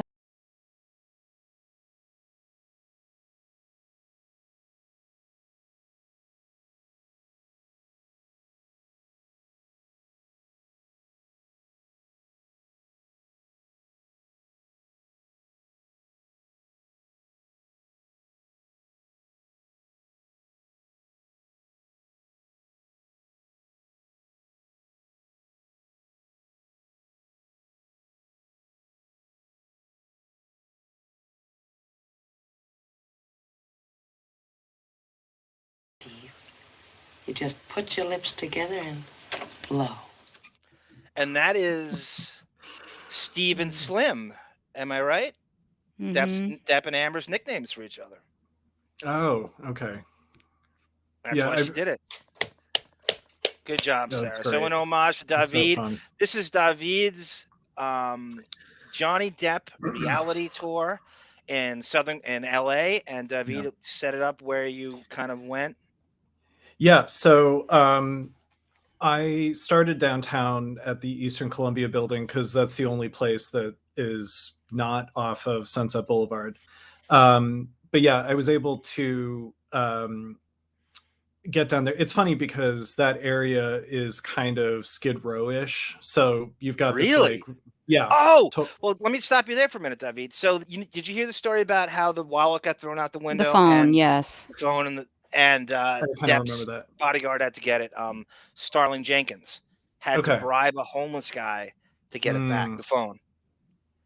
Yeah, it's a lot of it's a lot of homeless people sort of surrounding the perimeter of the building. You'll see in the video, but there's a lot of storefronts in that building too. So there's like a clothing store, and then right in front of the entrance there's like a cafe and all this stuff. So it wasn't as tall as I thought it would be, but that makes sense. Neither is Sarah. G Canada writes, anyone who cheers for the Browns should be forced to live in Cleveland for a minimum of 1 year. Can I live in a penthouse overlooking First Energy Stadium? No problem. Captain America Winter Soldier is filmed all in Cleveland, and some of it looked really nice. There's a great rooftop chase scene. I don't know if you caught that, Davydd. With yeah. It's a great place too. I loved growing up there. I mean, it's in the suburbs of Cleveland is very ideal and sort of picturesque. It just didn't fit into what I wanted to do with my life. So next time, I mean, go ahead, Sarah. Sorry. Next time you go back, I want you to stock all of the Cleveland Brown mansions. Not stock, I mean film. Yeah. Davydd, let me ask you this. If you were established here, and I think you're as talented as anybody, I've heard you stuff. I mean, literally, you are a walking Tiny Toons Warner Brothers soundtrack. Like, what was it? Tiny Toons, Animaniacs. What was it? Pinky and the Brain. Like, it's just Freakazoid. Perfect. And even the DC shows. The DC, the Bruce Timm universe, the Batman, the animated series. There's no question. If you were established and you were that guy, that go-to guy, the Michael McQuistion, would you go back to Ohio and work from home? It's so funny you say that. I think about that a lot because I think I've come to love LA in the way that it's meant to be loved, but I still feel out of place here. So if I could split my time or just even come to LA to market and then go somewhere else, that would be great. But I think you're too good for LA. I think what Sarah Jessica Parker said about Depp, which is a quote that I read in a magazine. I don't think she said, I got to find that quote. They asked her about all her co-stars, and she said, she's like, Johnny Depp he's almost too good for Hollywood. We need a different place for him. Because, and she rattled off all these like mentions, and I was one of the best compliments I've ever heard him get. Well, that's how we feel about you in LA. Yeah, Mark Mothersbaugh from Devo, he does film scoring too, and I think he lives here sometimes, but I think he actually has a place in Cleveland too. I think he's from Akron, Ohio, I think. And so there's people who do it. I mean, Jeff Daniels lives in Michigan, Have I ever told you you're going to be the next Mark Mothersbaugh? Who am I, Mark Mothersbaugh over here? But that should be your, like, that is not out of the, there are, voiceover artists and composers who have that fucking great gig where they just sit at home and pump shit out as they see, and they can live wherever they want. Well, and I think even post-COVID, it's going to be even more common because people are just so used to meeting on Zoom, and you don't even have to be here in person. So, Brendan, Operation Mindcrime. Thank you, Brendan. Yes, the Queensryche album. Good call, Brendan. Kylo, I just noticed last night's Radio Gunk show was new. Yes, we got what would you call it? Buckwalded? Would that be the term for it? Oh, maybe. You're gonna have to go back. You're gonna have to go back to just like the nostalgia shows, because they're only nuking the new shows. You were almost on the last Gary show. That's all right. You were very. I made a fool of myself on the second one. I think I'm done. Why do you mean made a fool of yourself? My uncle had just died, and I was in a weird space, and you basically forced me to come on. I blame you. Oh, I remember you getting requested back again. What are you talking about? That's all right. That was weird. Huntington that's Opie's brother. Yeah, actually, your name, John. F.H. Riley's, right, Sarah? That's Opie's restaurant in Huntington? Yep. That's crazy. That's the same, how close it is to his name. Hooper, don't get me started on the French douchebags. Okay, so here's Davydd. Oh, my real estate porn. Let's go. Here is, I know you love, by the way, I put your video on here too. Here is Davydd giving us the Depp real estate reality tour. And Davydd, you stop me, both of you, anytime you want to talk about it. This is Captain Davydd. This better be it. No, I'm sorry. Here it is. Ignore my moans. It's going to be loud, so I know I'm going to have to just lower it. Davydd's volume was like phenomenal on its own, so I don't know if I needed to do anything to it. So here's the Eastern Columbia Bldg. Oh. Okay, is that too loud or? I think it's fine. Good. Good. We'll keep it. We'll keep it. I like it too. Oh. That's a great shot. Just looking at that. All right, gorgeous already. It really sticks out with the sort of emerald green color. We're around a lot of other Art Deco kind of buildings. Over here we have the Orpheum Theater, one of the historic theaters in downtown Los Angeles. Okay. Okay, so this side of the building, straight up, that's Penthouse 3, all the way at the top. And I pan up at the end of this little clip here. Okay. Would you be fooled this is New York? Just looking at this straight away? I might. And I've been to Manhattan a zillion times. Yeah. I just think downtown LA is just, the buildings are just not that tall. So I feel like not that every building in New York City is the tallest thing ever, but yeah, maybe. I don't know. Well, I also don't see like Chihuahua-sized rats running around. Right. Are there any rats, Davydd? Oh yeah, totally. But not. I don't think it's as bad as New York. But it's a dry rat. Right. Exactly. They've all got script deals. Yeah, I got a screenplay under his arm. Exactly. Arm in the meet and greet doing his JD impression of Depp himself would be like, oh, that is great, Ben. That would be the move. You're absolutely right. It's talking in that secret womb talk. Oh, that is the move, Ben. 4810. You were right. Yeah. You are right. Okay, back to Davydd. And here it is. Your phone is fantastic, Davydd. That's some sharp picture you got. Oh, thanks. And the sound too. Is it an iPhone or is it an Android? It's an iPhone. Yeah. Okay. So we have some storefronts here. We have Acme Studios. I It looks like clothing, just a lot of storefronts. The building is not as tall as I thought it was.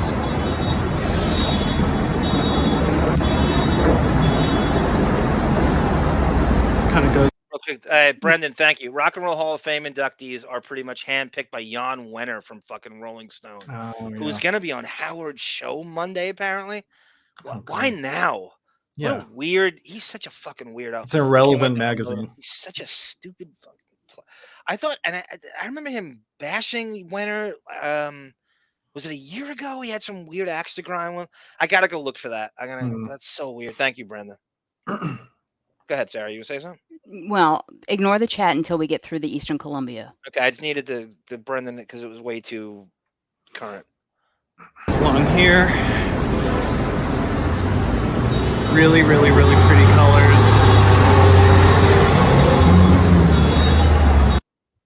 Nice So this is just a picture of the entrance. Gorgeous. And then that's. You want me to pause it? Do you want to pause it, David? If you want to look at it, if you want to go back and just look at that photo, you can. I would take even like a closet-sized, little abode. Right. I would live in the supply closet of this building.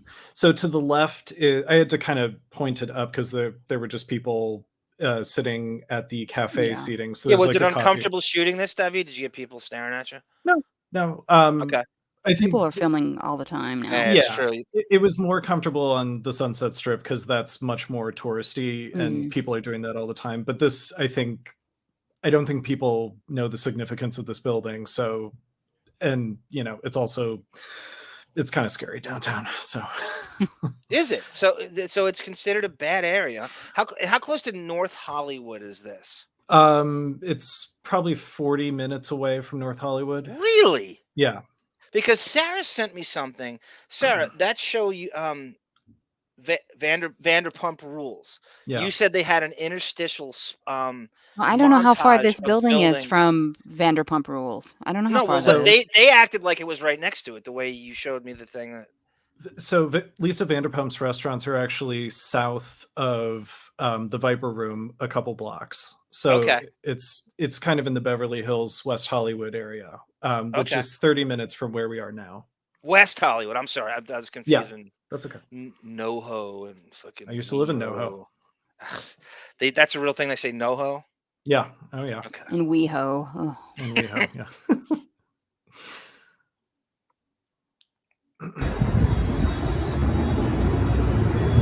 That's the front of the building. So that's it Sunset for and. Sorry. So that's it for the. Building. What's that building, David? I explained in the video, and I have my one joke. So let it play. Yeah, you can play it. Sorry. Okay. I thought Genesee. This is the street where the Nightmare on Elm Street house, the exteriors were shot here. Across the street is the Motion Picture Editors Guild. I think there's an entire room devoted to cutscenes from Private Parts, I'm sure. But we will walk down Genesee. Wow. This is the neighborhood where they filmed Nightmare on Elm Street. You could tell immediately. So just come off, there's Sunset Boulevard with all the traffic, and we are going to go find the Lantz house. Nightmare on Elm Street house. So this is the neighborhood where they filmed it. God damn. Feels like Anytown, USA. Not Salem. Okay, this tree might have been in the movie. Forgetting. It's Tim Burton tree. Yeah, totally. Tim Burton plants. It looks like him. Let's see. And here we go. There it is. So this is the house. I got the shivers. Yeah. And after this clip, I put in a photo of the house as it appears in the movie. Okay. So yeah. So as the setup goes in Nightmare on Elm Street 1, Nancy's house is the Elm Street house. Depp's house, he plays Glen Lantz, her high school quarterback boyfriend who lives across the street. So this could be the Lantz house, or it could be the What's Nancy's last name again in the movie, Sarah? Remember? Oh my God. Fuck, I can't remember anymore. Nancy. Somebody in the chat will get it. Just Nancy. I know Depp's last name. He's in the movie for 10 minutes. I know his last name. I don't know her. Every time I see this house, I remember that horrible CGI shot at the very end where the mother's pulled through the door window. Oh yeah.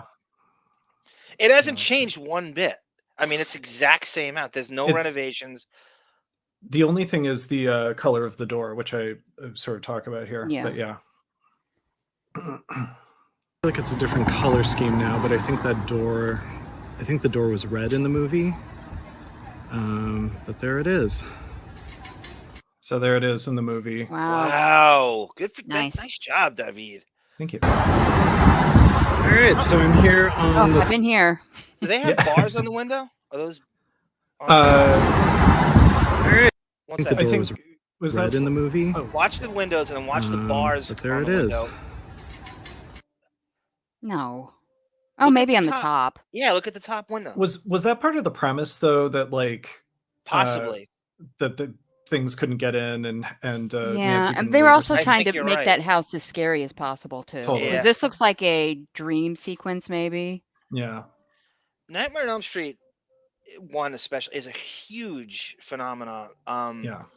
And there's a lot of horror nerds. I would almost think people come by here all the time to do this. Yeah. Oh yeah. It's I mean, you can look up I think this is famously the Nightmare House, and you can look up the filming locations on IMDb and everything. So yeah, I'm sure people. As you can see, the windows in the top, right? So that's as the step scenes go. He's talking to Nancy on the phone, and they're plotting to jump Freddy Krueger, and he's across the street, and they're looking at each other through the windows, right? And those top windows. She's in one of the bedroom. I can't remember which one, if it's in the right or. Yeah, I'm forgetting too. But you did a great job. I can't believe. Kind of makes me a little depressed. I mean, that's what are we looking at? It's almost what is it? 40 84 years ago? Yeah. 38 years ago. 40 years ago. Yeah. God damn it! Wow. It's crazy. But for example, the house and the neighborhood for the original Halloween is in Pasadena, California. So it's like 30 minutes from where I'm standing right now. So they just set the Midwest and all these little out of the way kind of suburban neighborhoods in Los Angeles. And because even this is supposed to be Ohio, right? The first Nightmare takes place in Ohio, if I recall. No, I don't think they identify the state. Oh, okay. I thought they did. Oh, Sarah, did they identify the state? I don't think you they would ever know more really- than me. No, they don't really talk about it's kind of any town. You said it, Davydd. Any town Yeah. USA. I'd have to go watch, from end to end again. If it's anything, they might have even said California. They might have said, "Fuck it, we're not going to even pretend to." Yeah. The whole thing. How I don't know how much it costs to move productions out of the state. So we'll just. It doesn't need to be based on any particular Right. city. So they just said. I can't remember anymore. I think Yeah. if I had to guess, because I mean they showed palm trees in the background all the time. I do remember that, and I just remember thinking, "Oh, I guess it's California," but they never really say. Right. Yeah. What's the name of the street again? Genesee. Genesee. Okay. There's a college in upstate New York called Geneseo. Which sounds Oh, okay. Is that where Opie went? Yeah, that's familiar. I think he's I mentioned think that it is. before. Depp can count all the crap Amber breaks that covered by the Progressive Insurance. Good tie-in, Powell. All right, so I'm here on the Sunset Strip, and right over here we have there's the Viper Room. September 28th. Can you read that? Hosico? Yeah. And then today, the 29th, is the Emo Night Tour.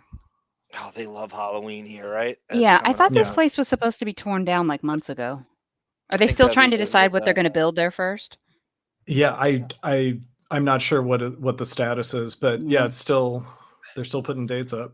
What we read on this show, this is like, I don't know, Sarah, 6 months ago? Mm-hmm. That they were tearing it down and it was going to become a high-rise apartment complex. And then they're going to keep the Viper Room there, but it's going to be like a more Disney-fied Viper restaurant. Room. Right. Yeah. It was going to be a restaurant.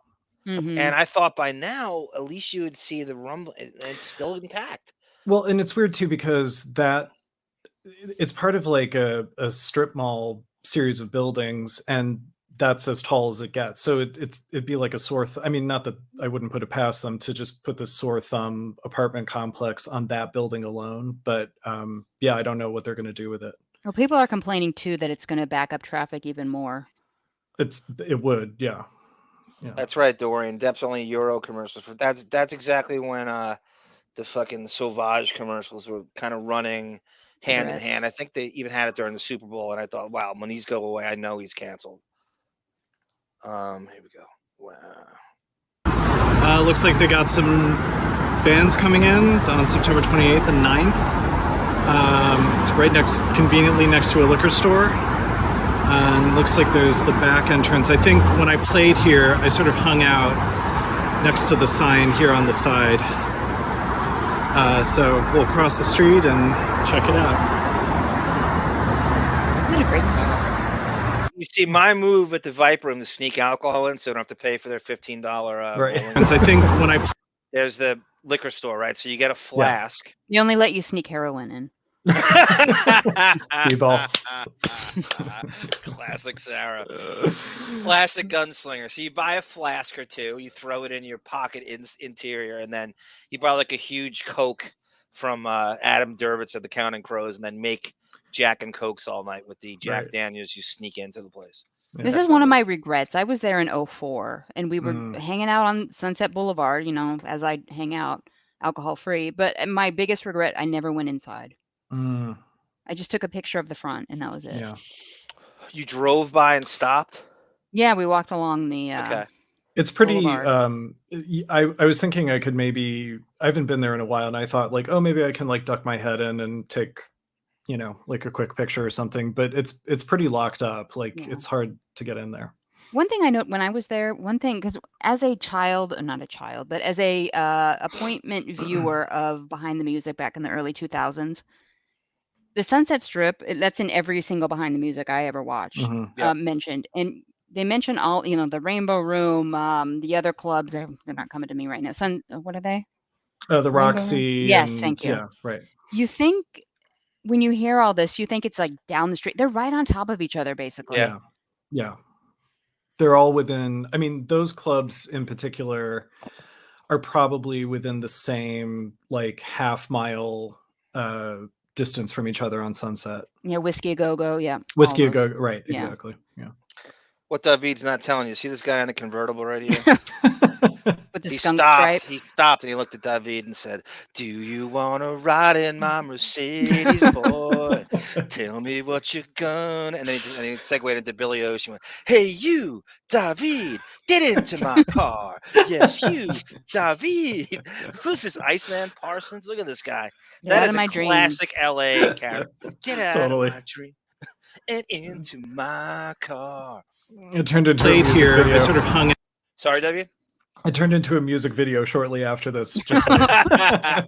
That's how they shot all those videos back then. It was just like a cheap guy running. That's all it took. Now, next to the sign here on the side. So we'll cross the street and check it out. So in the distance up there is the HBO building. I think that's HBO's offices. You can see the House of the Dragon taking up the whole. That's always been my dream, is for Depp to do an HBO series. Seriously. Yeah, totally. Yeah. That was part of my career rehabilitation program. How far is the Flint Publishing building from this? I'm not sure. Let me. Okay. No, let me look. The reason I asked, when we were driving through this area, I was a huge fan of Courtney Love at the time. I don't know why. You still but are. I know. I was so like obsessed with The People versus Larry Flint. And we came upon suddenly this massive building. It said Flint Publishing. And I was like in awe. And I think I was the only one in the last 30 years at that point who had been in awe of that building. Oh, it's on a different street. So it's on Wilshire. Oh, okay. All right. I don't know what I'm talking about. But it's in the same part of, it's in the middle of the city like this is. Yeah. I love these LA references that you only knew from. I love how monologists would reference them in their late night monologues and Right. thinking, and not just have no concern for the national audience. Like Leno would say something like, "Oh my God, who is this gentleman in the fourth row? Looks like he's from, what are you on Larrabee Street?" Right. And you're like, I don't know what Larrabee Street is, Jay. Sorry, I don't know every fucking street because all Leno does is drive around In LA. I a mean, nobody. 1922, Yeah, like, whatever. and I like Leno, but that's his, he would just, Yeah. they would make these LA references. Like, what the fuck are you talking about? What does it Yeah. even mean? Is that an insult? Is Larrabee Street a nice street? That's just one of those many, many, many. All those fucking Bill Maher does it, Dennis Yeah. Miller. Hello, thank you. Me too. I started my computer job in 2000. I had to be taught Control Alt Delete, and that's exactly what I'm talking about, Pelel. Me too. I started my computer job in the year 2000. I had to be taught Control Alt Delete. I didn't need that on the Commodore 64. That's exactly right. I had So to if teach ARM Control F like 2 years ago. Oh, I love that. Thank you so much for that move. No, that has saved me. Between you and Boff and his links right to what I want to do, that's probably saved me. I'm gonna say 40 hours in total because I go right to the word. You know how many times I've Control F Amanda Pete? No pun intended. Amanda, can I Control F you? Let me interrupt for a second. Rodney, thank you so much. You're really coming through for us. Yeah, I'll get to your chats in a second. I'm sorry. Rodney, okay, let's get to it now. He sold all 5 of his condos and lives in the multi-Sturkshire house compound in LA. He owns 5 homes, which he rents now. He also rents out his yacht in French Village. I estimate he makes millions a year. Maybe. That's a great thing, Rodney. We're gonna have to tap into that more. What's going on with that? And to sell all that and Airbnb every residence to pay his legal fees. Melissa, remember Melissa Vandervoort? Yep. She DM'd me and to a link to Depp had this Italian cruise he went on when he was very much canceled, and it was just a lot of this. It was on that yacht, and he brought Starling Jenkins with him, and it was basically that somebody filmed like this party cruise he went on. And we were supposed to do a show on it, and it's like some assistant he had. Was like a Italian assistant he had that put it on her Instagram? I think so. It's this weird crew. It's so bizarre. She disappeared, so I don't know. She did disappear. Yeah. Thank you, Rodney. I'm going to tap into that a little more. That I did not know he was renting that out. I didn't. Side of the building. Thank you, but Nancy Thompson. I never would guess that. Okay. Yeah, I didn't need that. the generic name. Yeah. Oh, that Wes Craven and that creative name, Thompson. I don't know, Thompson. Bye, Rodney. Thank you so much again. He's leaving. Thanks again, Rod. Yes. Why can't you come up with a good last name like Spandau? Or Vanderpump. Right, Hooper?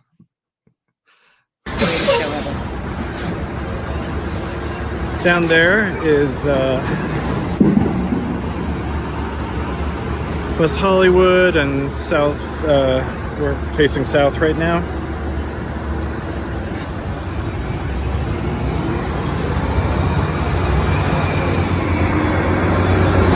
Got a psychic here. How great would it be if Davydd gets a jaywalking ticket during this? Totally. And we get a copyright strike from Davydd. Davydd, at some point, I want you to. I'm going to send you on a mission. I am a fan of Vanderpump Rules. Oh, same. I'm sending you on a mission to Tom Tom. Oh, totally. It's in this, as I said, it's in the same neighborhood, so that'd be very easy to find. Oh, wow. Yeah. And extra points if you can get a cast member on video. I will try. I bet they would.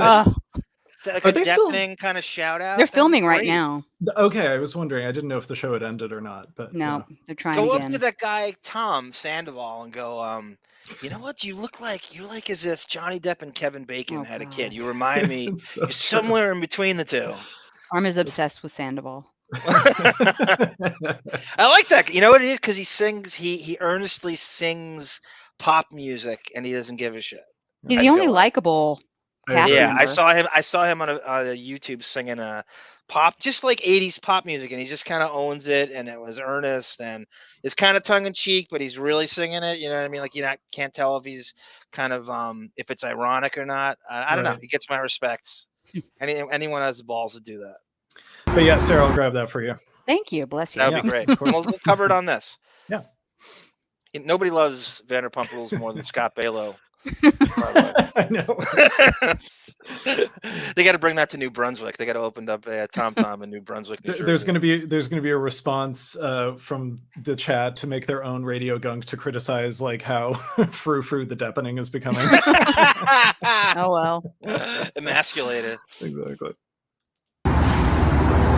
Next to a gastropub, because of course, why not? So true. This is a dumb geek question, Davydd. How often do the billboards change here? It's like a thing that seems to be not as often as you'd think. I like even driving into Hollywood. I remember there was a billboard for like Mall Cop or something for like 5 months. Yeah, there's nothing funnier than an outdated billboard. That's what I'm saying. Do they still have like the Angelique billboards? That old blonde woman who gives tours in a Mustang or something, or a pink Mustang. I haven't seen them in a while, but I have seen. I remember seeing that at some point in my time here. Yeah, sorry. Yeah, no. So Jan Winter has a book out. He wants to reveal it. Okay, that's all right. That's okay. Let it play a little bit, Mr. John. Here's the head-on view of the Viper Room.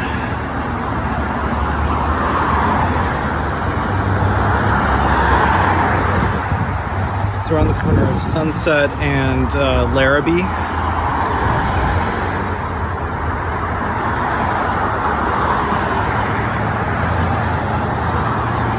Yeah, so it looks like the Viper Room is just exclusively near liquor stores. Makes sense. How would they ever go out of business? Yeah. Davydd, do you ever go to the back entrance? At the Viper, I think the one time I played there, that's how I had to go in. That's where he hung out. Yeah, exactly. There's a ton of footage of them. That's where they would exit, and that's where the paparazzi would be waiting because he can't wait in front. You wouldn't, if you were paparazzi, wouldn't you just hang out there every fucking night? Absolutely. In the 90s, that's where they got the Tommy and Pam footage. Well, how about you and your hero, Courtney Love? He gave her fucking mouth to mouth on the sidewalk. Well, she was overdosing like every Saturday. So God damn it, that place is crazy. We gotta get what's his name on Albertini and go into the Courtney Love stuff too. That'd be great. By the way, now you're gonna be in. Now you want to do it. Thank you, Lauren Marie and Diane. We'll get to it in a second. Rodney, a cup full of Sarah smile. Won't you smile for me, Sarah? Please. I don't do that. If you feel like leaving, you know you can go. Why don't you wait until tomorrow? Jesus Christ. If you want to be free. It's called inflation. The interest rates are, I don't care about inflation, Ronnie. 7% now, Bub. That stops Rodney a lot paid, of read it. Loans would be death. Adorable arm. I don't know what I was talking about when he said that. Bars on the windows. What kind of dodgy neighborhood is this, Davydd? Check this hell tunes out. Unfortunately, that's every neighborhood now. Yeah. What do bars on the window even do? You can kick the window in and Keeps then you from open breaking the in door. through a window. But you could open the door anyway. If you kick, can't you kick through the bars are never close enough where you couldn't get your foot in to kick the window open. Okay, right? Couldn't so you just kick the window open and open the door? If you get your foot in the window, is your foot going to reach in and grab things like the television? No. I guess not. I guess it could help a little bit, but I don't think it's a deterrent. I don't think it's very near the. Oh, you're talking about the liquor store? No, the bars on the Elm Street bars house. on the Elm Street house. Oh, I see what you're saying. Okay, got it. The Thompson house. Yeah. Yeah, I think you're right, Davydd. I think Mr. Thompson puts bars on the window eventually towards the end of the movie. Well, and Nancy's mom, she's like drunk at the end, and she's like locked, because Nancy's trying to get out. And yes, that's exactly right. Okay. I was waiting for, as you filmed that, I was waiting for a girl to ride by on a tricycle. Oh, totally. And I would have logged off and I should have started so creepy. Singing creepy, children's songs music. Yeah. Oh, God.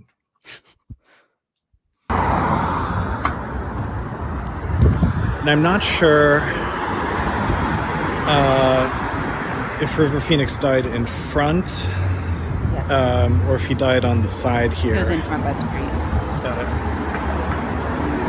I don't know if anyone listened to our Viper Room series, but Sarah found the Joaquin Phoenix call to 911. Yeah, he had to run like halfway down the block to get a payphone in front of one of those liquor stores to call 911. So that's 90. It's October of '93. So obviously there's no cell phones, and that's the age that is.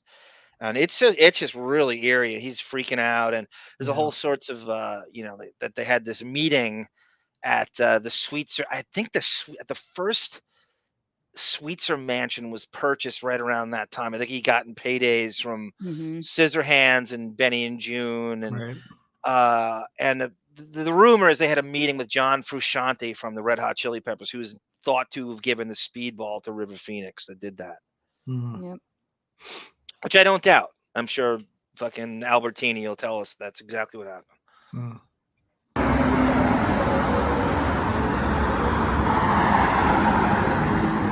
See, Arm would have just walked, even with cars coming. Yeah, I'm from because I'm a rude New Yorker. That's a New York thing. Yeah. Yeah, Not I'm here. the Ricky Henderson of jaywalking. I would Yeah. have gotten Out west, you follow the directions when you're crossing the street. I'm a Neanderthal. I would sprint through traffic, and anyone from New York doesn't. You just don't have time, and it really is a horrible Make the virtue that time. we don't respect. But I mean, you can if you're walking, and I walk through New York all the time. You don't have time to wait for these lights. Yeah. It's crazy. I was. Go ahead, Debbie. I'm sorry. I was panicking. Like, how do I vamp when I'm at a light? Like, well, here's another thing that you should You did know. great. Yeah. Oh, thanks. This is a phenomenal video. Oh, thank I you, Crazy appreciate it. Robin. Pebbles, that's right. The Mercedes song I just sang. That's exactly right. Do you want to ride in my Mercedes? Boy? That's such a Crazy Robin song. It's such a Crazy Robin song. It totally is.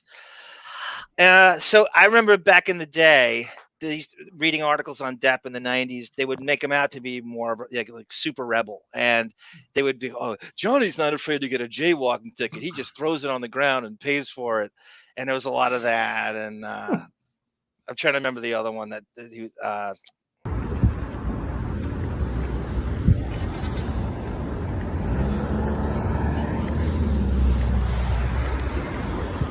Okay, moment of silence on. All right. So here's the Viper Room. Not sure as to the status either. Oh, I want that. In terms of if it's being turned into a hotel or what's going on with it. anything written. Remember there was shit written on the sidewalk for a while? Yeah. I don't know if people trying to make their mark, or and I don't know if it was chalk, or I guess it's all been painted over. Yeah, I mean, I see a graffiti tag on the sidewalk sometimes, but I don't know if I don't know if it's here. Next time, I want you to take one of those posters off the side of the building there. Can do. Okay. Yeah, Crazy Robin knows this terrain. Flint is on. I know. Yeah, I wanted to see if I could coordinate with her to. That would be great. She should go to. She should go to Tom Tom's with you. There we go. Yeah. Imagine that. It's about time they had some brown sugar in Tom Tom's. A little too white for my taste. Unlike they did. They had Jack. faith, but you know, they got Jack. That's right. Sorry, nobody knows what we're talking about. How do you say it? La Cienega? La Cienega. Yes. Okay, La Cienega. Okay. Boulevard in Wilshire. I knew Wilshire. I definitely knew that was a monologue Wilshire, too. you East Coaster. We'll go around to the side. Here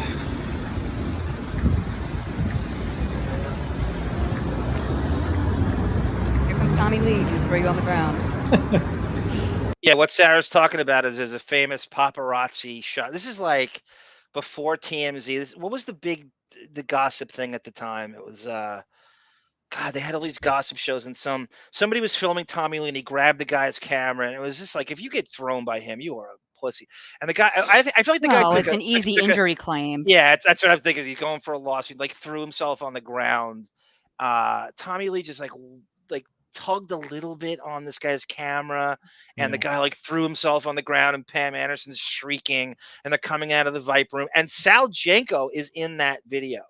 If you remember, Sarah, remember he's tailing them into the street. Yeah, he tries to lead them out, but he gets swallowed up by the crowd quickly. But remember, he one of the paparazzi got in her face and said, "Where is your child?" And it's like 2 a.m. Yes. And then she goes off with her Lee press-on nail in his face.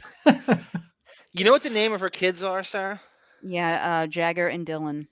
No. They're named after the Oh, 90210 Brandon guys. and Dylan. Brandon and Dylan. They're named after 902. Where did I get Jagger? That's okay. And you know the story.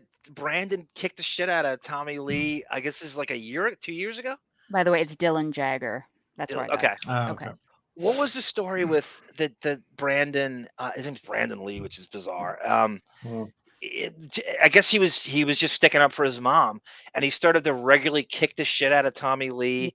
Yeah. And he like attacked him in his sleep or something. It's a crazy story. Did you guys? Yeah, did you see this and then Tommy Lee's vaguely remember girlfriend. Yeah, Tommy Lee's girlfriend filmed it, and he's built like a praying mantis anyway. So Yeah. him laying there on a black G-string, sprawled out on the floor with limbs going in every direction. It's very strange. Oh, Yeah, but he boy. popped him right in the face. Good for Apparently, him. it was a regular thing. Yeah. Where he would just like Tommy Lee would talk shit about Pam, and Brandon Lee would just go over and kick the shit out of him, like it was like a regular thing. Mm-hmm. Well, Tommy Lee was always drunk. Yeah, Still is. I open up my Twitter. Did I tell you this? I follow him. I open up my Twitter. The first thing I see in the morning, he's got a full frontal photo on Oh Twitter. my god. I gotta give Tommy Lee credit. He went after Howard about 2 years ago. Howard did this fucking Schadenfreude bullshit about Heather Locklear had some breakdown. What was it? She had some breakdown. She had a nervous breakdown. Yeah, and Howard was reveled in it. Just horrible, unfunny rant about. And He all I know about Heather sexually- Locklear is she's a really nice. She's a woman, very like- cool chick. Yep. I would love to be friends with her. I think we'd be great together. But I want one of her like Melrose suits just to keep. But she had a complete mental breakdown, and that resulted in her going crazy with facial surgery and all that. Oh, and she became an jeez. alcoholic. And So- she couldn't have been nicer to Howard in the show. I mean, she couldn't have. He been a allowed better- her to sexually assault Exactly. I know her she could on actually stage. be the shit out of him. Yeah. At the Blockbuster Awards, and then Tommy Lee went on Twitter and just eviscerated Howard. This is like 2 years ago. All of her and I- men defend her. Yeah, I've never heard a bad word about her in any way. I'm a fan since Dynasty. Love you, Heather. Oh, that's right. Bell writes, being from New England, I know nothing. It surprises me that the clubs are as close as they are, like in New York City. Here, LA is more spread out, and you always need a car to get around. Yeah. That's absolutely true. Lauren Marie, welcome. Sarah, yes. Thank you. Lauren, I think she's I think she's saying my heart is black and dead. With that emoji. That's very true. The greater LA area is all sprawled out, but like older sections, districts of any city, buildings are less spacious as Texaco. Yeah. Davydd takes the vid down, dude. Okay, yeah. He files a Davydd takes the video. copyright strike. I know. Let's think.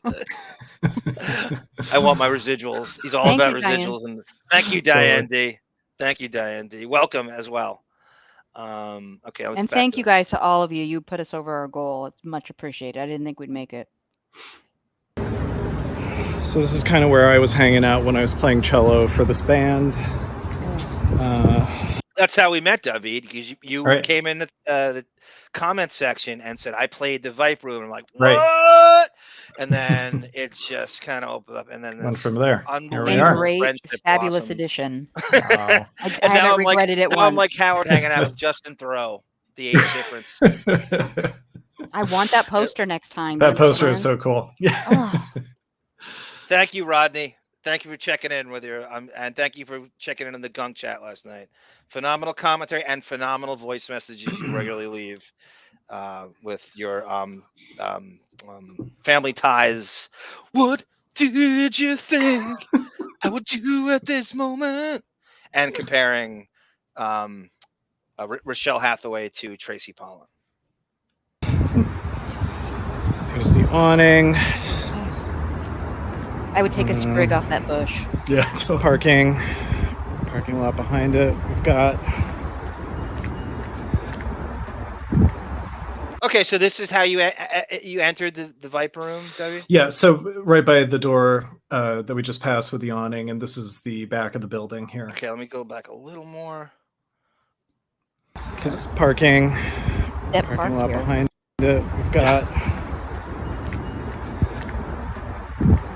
Right here?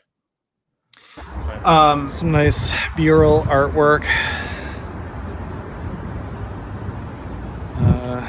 Yeah, just a part. The parking's fascinating to me. I'm Yeah. assuming at the height of the Viper Room fame, there was VIP shit. You can't just park in there if you're a civilian, right? It must have been like they must have been very persnickety about who gets to park in there in like 1996. I'm sure it was all valet. I don't know if it's valet parking now or just you do it yourself, but I'm sure at the time it was valet parking, and I'm sure it was much more difficult to park there. Did the sign say that parking was free? It can't be. Let's go back and see if we can. Oh, of course, you go back too far. There's parking lot behind it. We've I got ask the important questions. some nice mural artwork. Do not enter. Okay. Public parking available daily, hourly, monthly. Okay, so it's hourly, so you have to pay something. Let's Okay. call that number and see what happens. Johnny Depp answers. That's his real phone number. Public parking available daily, hourly, monthly. Viper Room parking. Yeah, just apartment buildings Oh, I want to look. here in West Hollywood. And there we go. All right, so I'm approaching the comedy. Davydd, what time of day is this? This is mid-morning, so it's between like 11 and 1 p.m. probably. Arm's not even up yet. There are times where, from the stories I hear, and by the way, the poker games, right, Sarah, in the basement, Oh my God, yeah. and some of the early days of the Viper Room, they would be leaving at that time. Oh, okay. Yeah. Like Depp would close, I think back then, and I heard, I don't know if it was you that told me this, or maybe it was somebody in the chat, that LA has expanded their bar drinking club hours to 4 a.m. Yeah, as opposed to 2. That's on the ballot coming up here. Yeah. Yeah, it's 2 right now, I think. No, It it's is. 4 now. It's Is it? it's going to be 4, but it's Going to be 2. 4. Yeah, after November, I'm sure. Yeah. And that's what made LA lame compared to like your New Yorks and New Orleans and stuff, because you had the party had to stop at 2. That's Right. in your 20s, that's early. That's like, I'm not Totally. going home at 2. And the LA would say, "Oh no, we take the party to someone's house after that." That was a big thing. And like, sometimes you don't want to, but I remember. So what I remember about the Viper Room is they'd close it and then the real party would start. They'd kick out the civilians and then the real party would start. And you know what I mean. I'm sad I missed out on doing cocaine with Tobey Maguire. One of those poker games. I'm not even talking about the poker game. I'm talking about just Depp and his friends. I know. I'm just saying. Yeah, and that's what I'm talking about. How they would leave. I'm sure they'd leave at fucking 9 in the morning. And shit. That kind of stuff. I've been at work for 3 hours at that. That's why he opened the place, to do that. It's not Right. to make money. Store.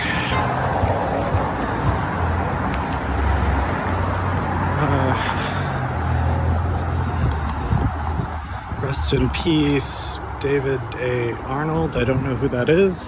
Another comedian dies every week. Yeah. And the Comedy Store loves to do that with that sandwich board. They I change wonder, it every time. I would want. Did you see when Saget and like Norm Macdonald are on? I there and did. stuff? Yeah, Okay. I drove by when they were. How long do they keep that on there? Until the next one dies, I assume. Yeah, they just leave it up there until right. How You're pretty much depressed- guaranteed every 2 months to have a new one. How depressed is Artie that all of his friends have died? Oh God. Well, it's crazy. I mean, if you think about you got Saget, Norm Macdonald, Gilbert. Yeah. There's another one. There's like there's like 2 more in there. Well, it tells you too. Why try to be healthy your whole life? Exactly. Look at Depp. Is Artie's Yeah. lifestyle any less Pickled. healthy than Depp's? Depp and Artie are both pickled in something. I don't know. It's crazy. I know. That's yeah. That's a constitution that you just can't teach.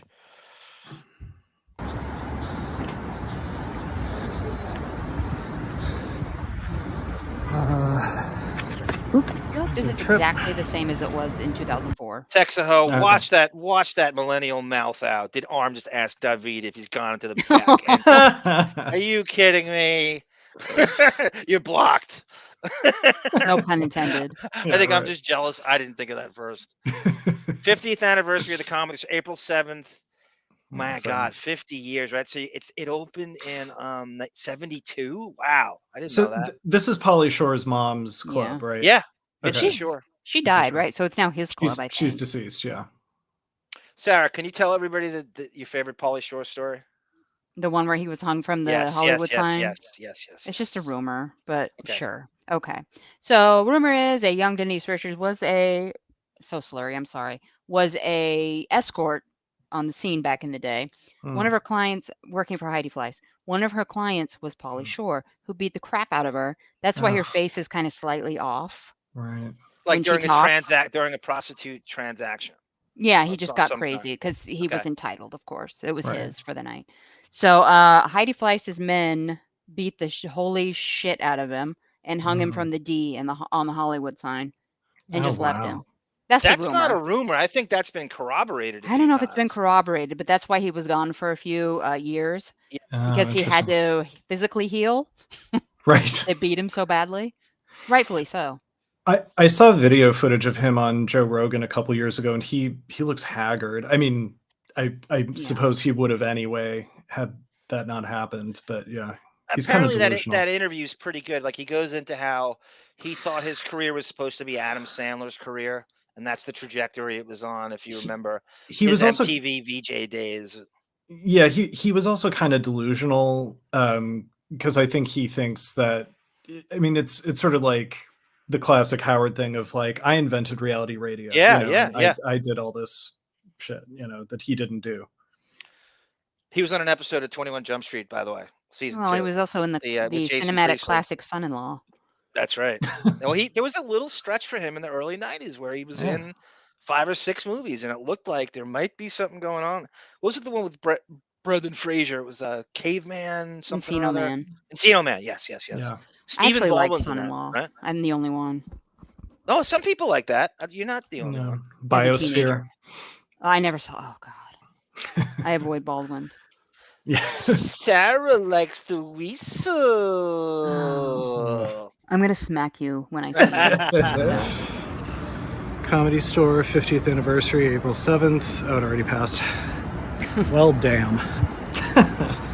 Yeah, update the sign. Jesus. Yeah. Thank you, Crazy Robin. Crazy Robin confirms you can pop the bars off. She does it all the time, and I will do it when I get the chance. Thank you, Crazy Robin. Here we get a flag now. So here's all the names on the Comedy Store. I have always wanted to look at this, Davydd. Thank you for pausing that. I have to tell you something. This goes back to Stuttering John. He had an episode where he complained that his name wasn't written on this wall. I'm more famous than Bobby Lee. Yeah, Joe Rogan. He's more successful than Joe Rogan. Let's look at some of these names. You got Whoopi. You got Carlos Mencia. You Nick got DiPaolo. Do they update this? Do you think? I don't know. Probably they're rare. still pretty. Yeah. Because they have to paint it on. Nick DiPaolo, who is as funny as anybody on there, he just hasn't really hit with anything. But I'm glad he's on there because sometimes they just do it by fame and not really by funny, if you know what I mean. And this is just one side. There's like a whole other side where there's a ton more names. Yeah. Dave Chappelle, we see in the top. It's hard to see. Oh no, Whitney Cummings got on. God, I hate her guts. Yeah, burn it down now.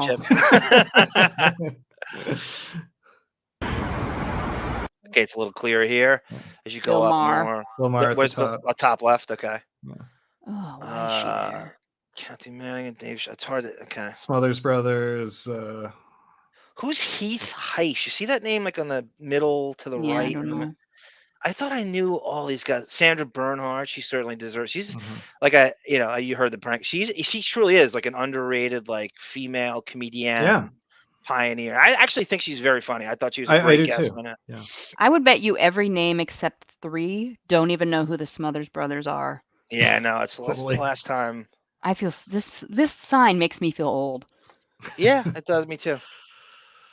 Bill Maher, Jeff Garland, Whitney Cummings, Joe Rogan, Bobby Lee. Pauly Shore's name is huge. Thank you, Davydd. Oh, of course it is. And there's lots of space around it too. Look at Pauly Shore's name. It's like It's 3 times the size of Chappelle's. and Nepotism. Oh my God, that is God. nepotism at its exactly, Sarah, at its finest. Louis C.K. off to the right.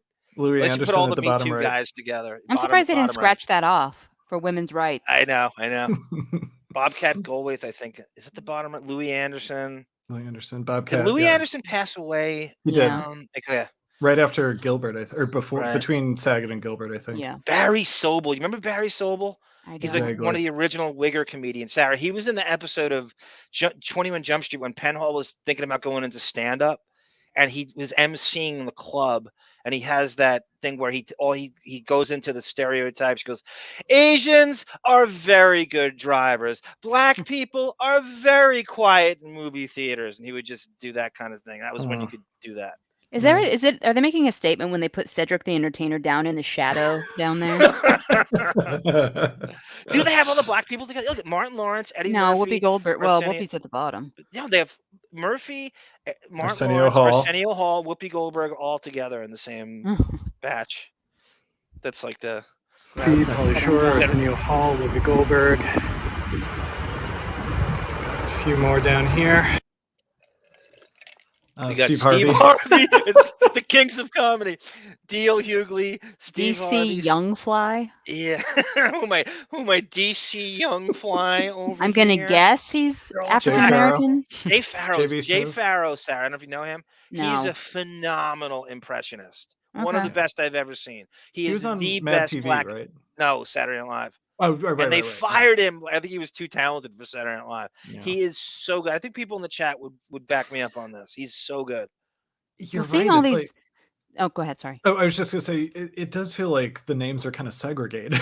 Like, It's patronizing. If I'm black, I'm offended by this. Oh, you throw us all on the same, and we're on the bottom. right. It's bizarre. It's really bizarre. Let's put all the black people together. It's, you know what I mean? It's like Yeah. patronizing. No. Seeing It's these like when heavy they- hitters and comedic legends, I am starting to wonder why John Melendez is not on here.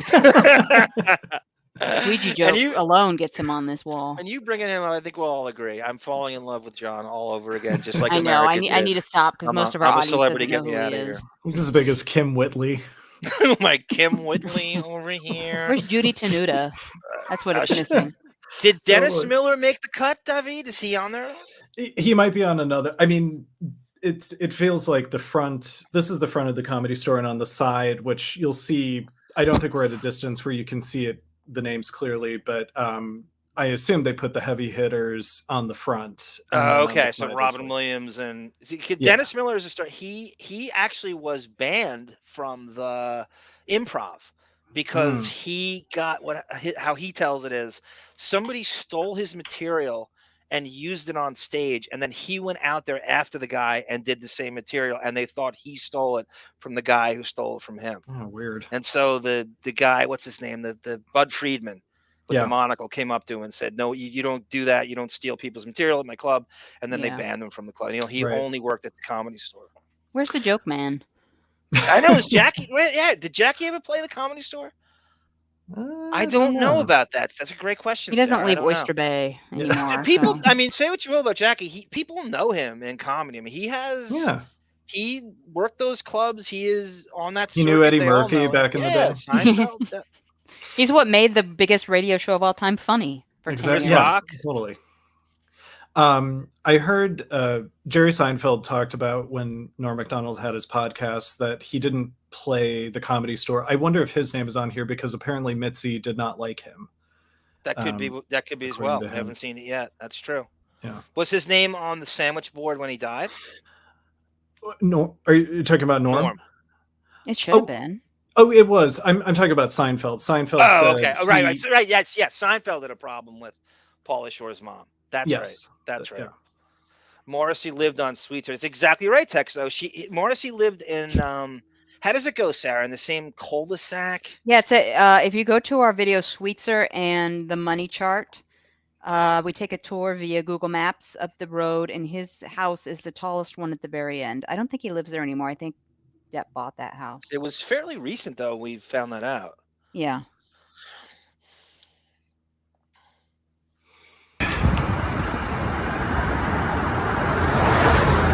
Some of these people I've never heard of. So we got more names on the side here, and then here's behind the Comedy Store. Here we go. Wow, that's how that looks with going up like. Okay, geez, good shot, Davydd. Thank you. We're on Sweetzer now, right? So Sweetzer's actually a couple blocks down, but Okay, I that's wonder right, if from Sunset it kind of winds up and ends up sort of behind the Comedy Store. Oh, I would love to live up there for 5 minutes, and then I'd move out. Yeah.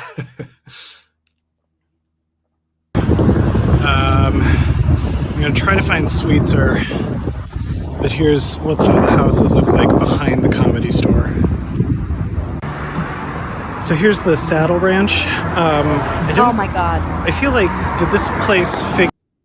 Go ahead, Sarah. I'm sorry. Sorry, that's a big place. Rock of Love. They went to the Saddle Ranch bar on a few of the Bret Michaels dates. Oh Nobody my else God. knows that. The reason I filmed it was because I thought I had remembered from a Deppening that maybe this place figured in Johnny and Amber stuff, but maybe not. I could be misremembering. That's all right. I'm enjoying it. I know exactly what it's all these landmarks. Who cares? Yeah, that's what's important. Is I enjoy exactly. Sarah, did you see this when you were here once, right? Did you see these places? I don't remember most of this street, so. You didn't stop and kind of linger, and you just kind of drove by and didn't. When I was there was a Tower Records. It was 2004. Yeah, well, Tower Records is in the Tom Petty, Into the Great Wide Open. Yes, that's the store I went into. Basically, this is where it was shot because he opens the Ripe Room not too soon after that. And remember in Into the Great Wide Open, they kept changing the billboards. Mm-hmm. And that's exactly the billboard we just looked at. Yeah. So Eddie Rebel was Depp's character in the Tom Petty video, and they would change the billboard. It's exactly where Davydd is. It's all coming back to me. And I had a flip phone in 2004. I never thought to take a picture with that. No, there were no phone. video. I don't think people had video phones that year. No. That would be so great, though. Just 4 years later, maybe, Sarah, if you were able to. I know. I'm always bitter about technology. I'll meet you out there. Get on a plane, and we'll take the proper tour. What does it take to drive from where you are to LA? 24 hours. Is it? No. I think so. You're just going south, right? I think it's 24 hours. To go from, I'm going to take a guess. I'm in 16 Northern hours. Oregon, so driving to the southern part of California, it's probably 24 hours. Crazy Robin loves your voice, Davydd. I agree. Oh, well, thanks, Crazy Robin. Super articulate narration, perfect articulate. You can't tell you're from Cleveland. Actually, Cleveland doesn't have an accent. We say this. Yeah, all the we're time. kind of. That's good. We're eunuchs. Yeah, we don't have accents. That's a good. That's the proper way to be. I say this: there's two cities I believe that don't have accents.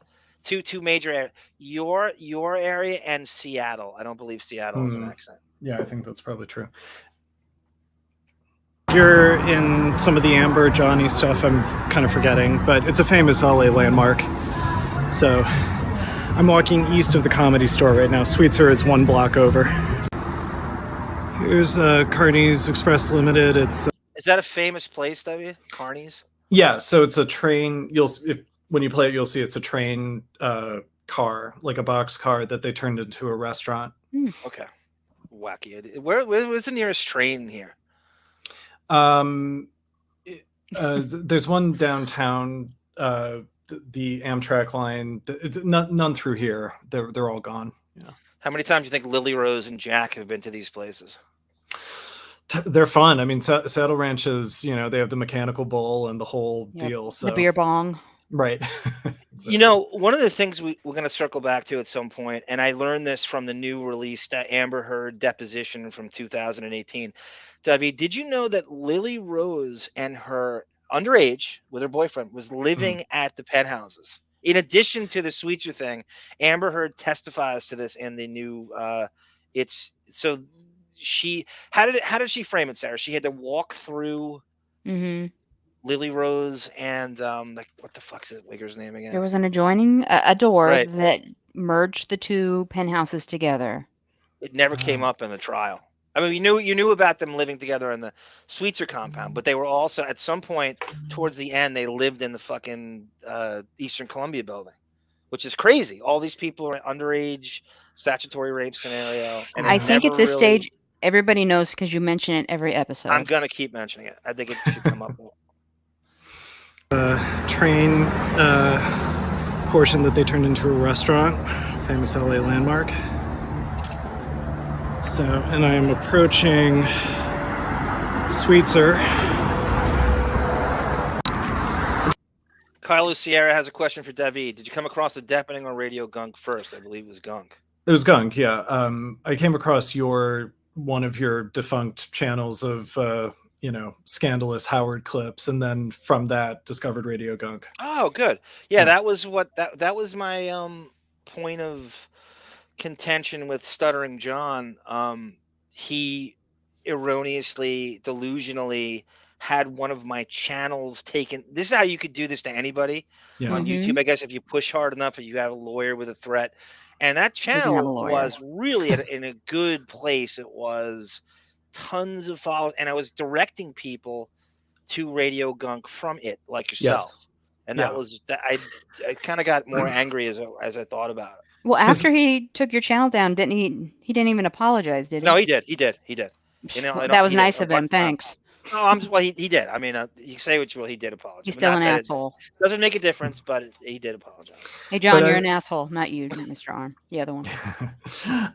But yeah, because I became a fan of listening to Howard clips from before Artie left through YouTube. So it started with Todd Packer, Dick Justice, but then I found your John. I found your channel, and I had not listened to the current show in that time, and then when I discovered you guys, I was like, "Oh, you're right," and I felt deprogrammed. It was that's our goal. I love it. That's exactly right. Did you?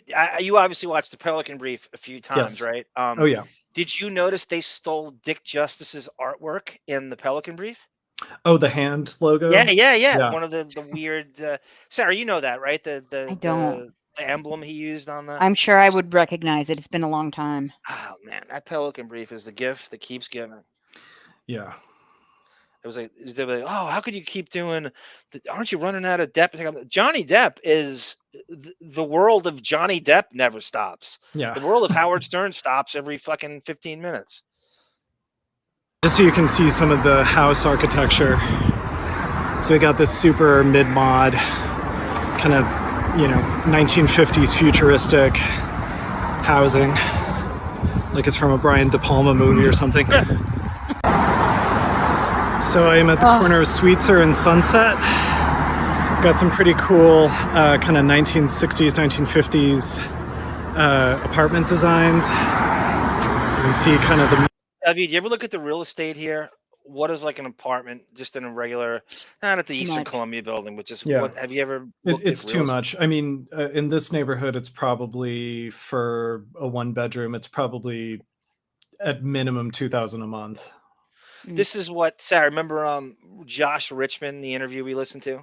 This is where he claims he crawled out of all those years. Like he lives right on this. He's like Mr. LA. And when we get that Richie Albertini on, Josh Richmond's one of the definite subjects. I want to ask him about what his deal is, if he's a dealer, if what I don't understand I just don't understand his whole thing.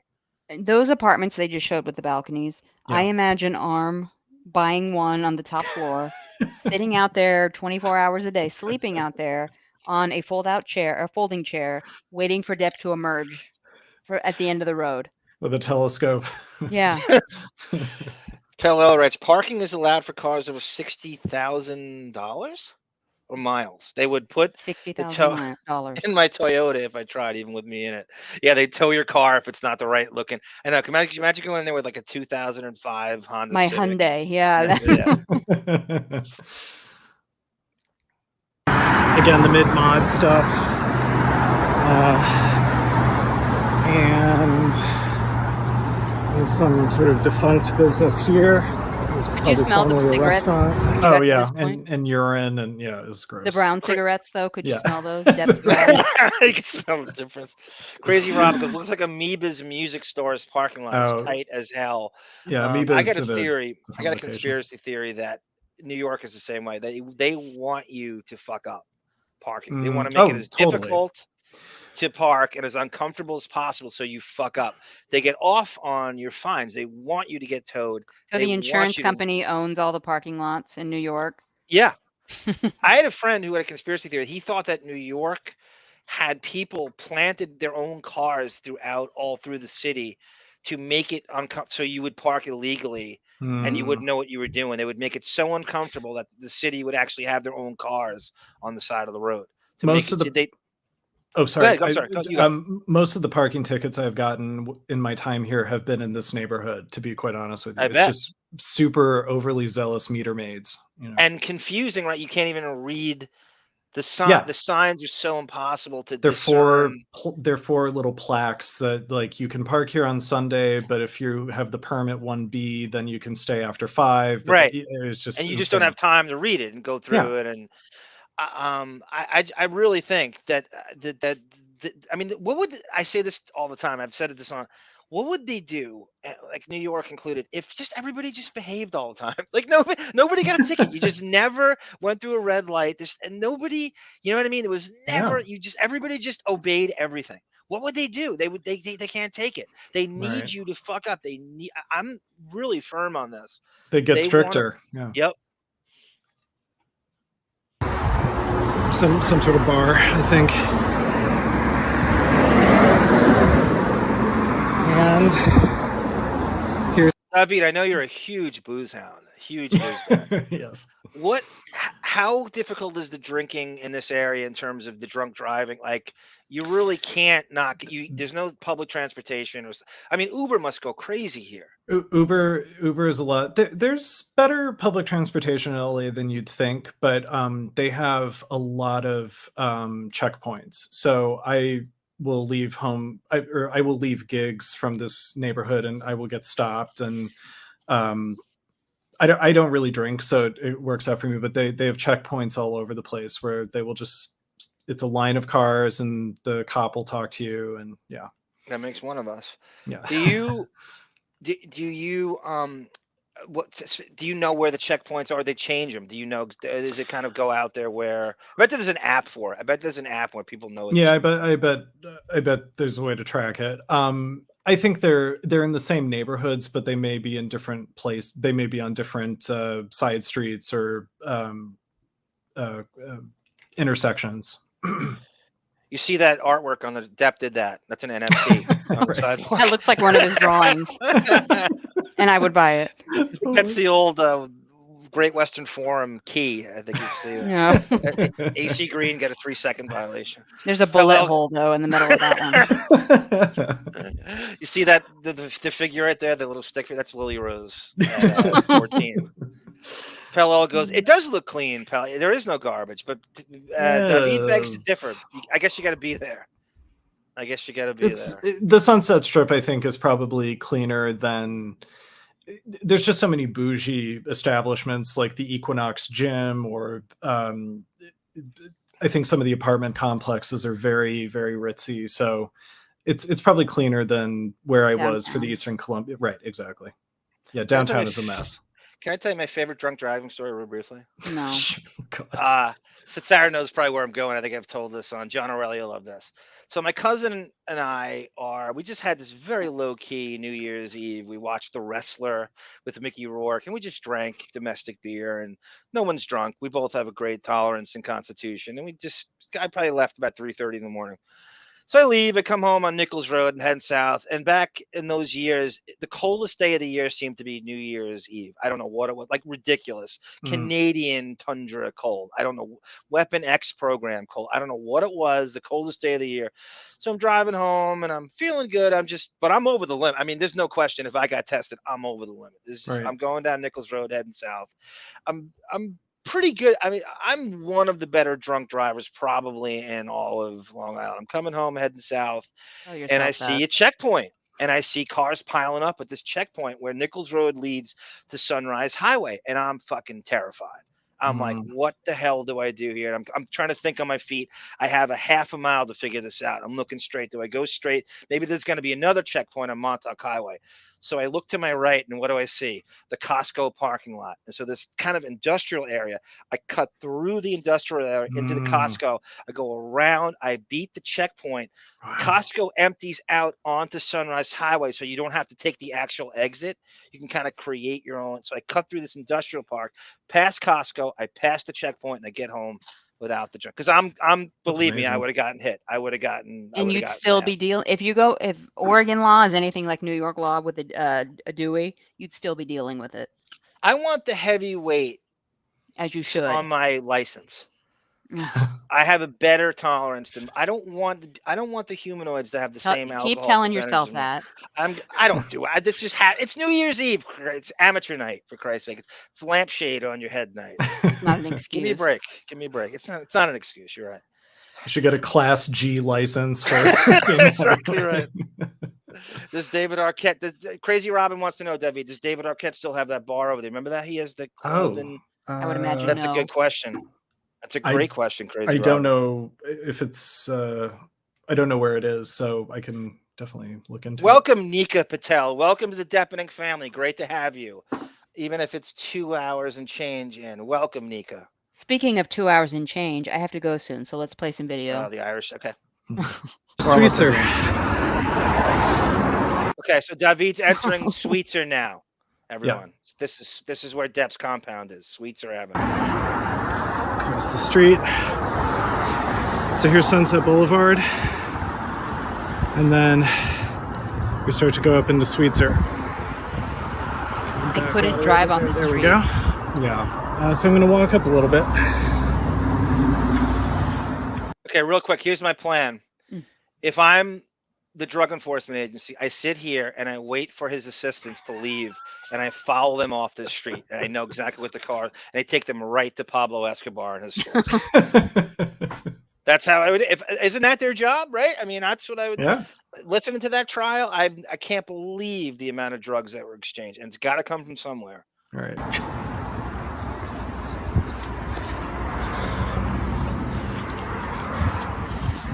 The sidewalk kind of ends here, so I'll see if I can just kind of turn the corner. And yeah, as you can see, it gets super windy.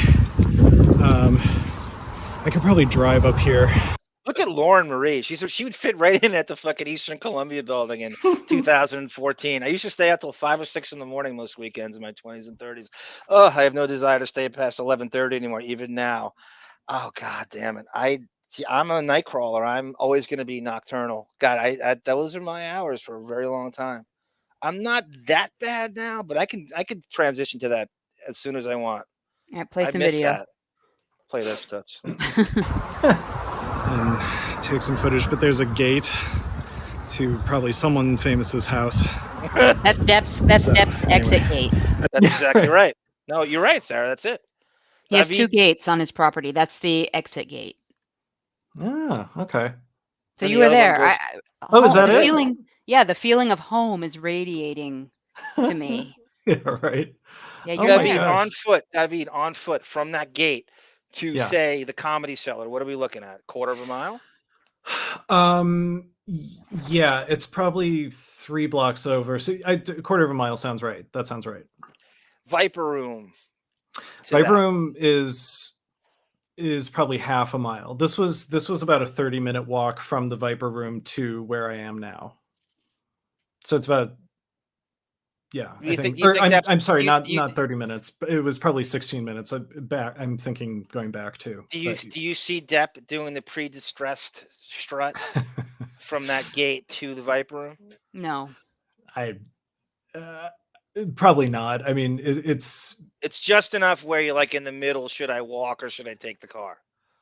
You would take the car. I actually underestimated from the Viper Room how long it would take to get to the Comedy Store. And it wasn't terrible, but it just, if I had to do it all the time, I would drive. Yeah. Perfect bike distance. Yeah. Depp and Sal Janko on a tandem bike back to the gate. I'm just keep thinking, this is such a dangerous road.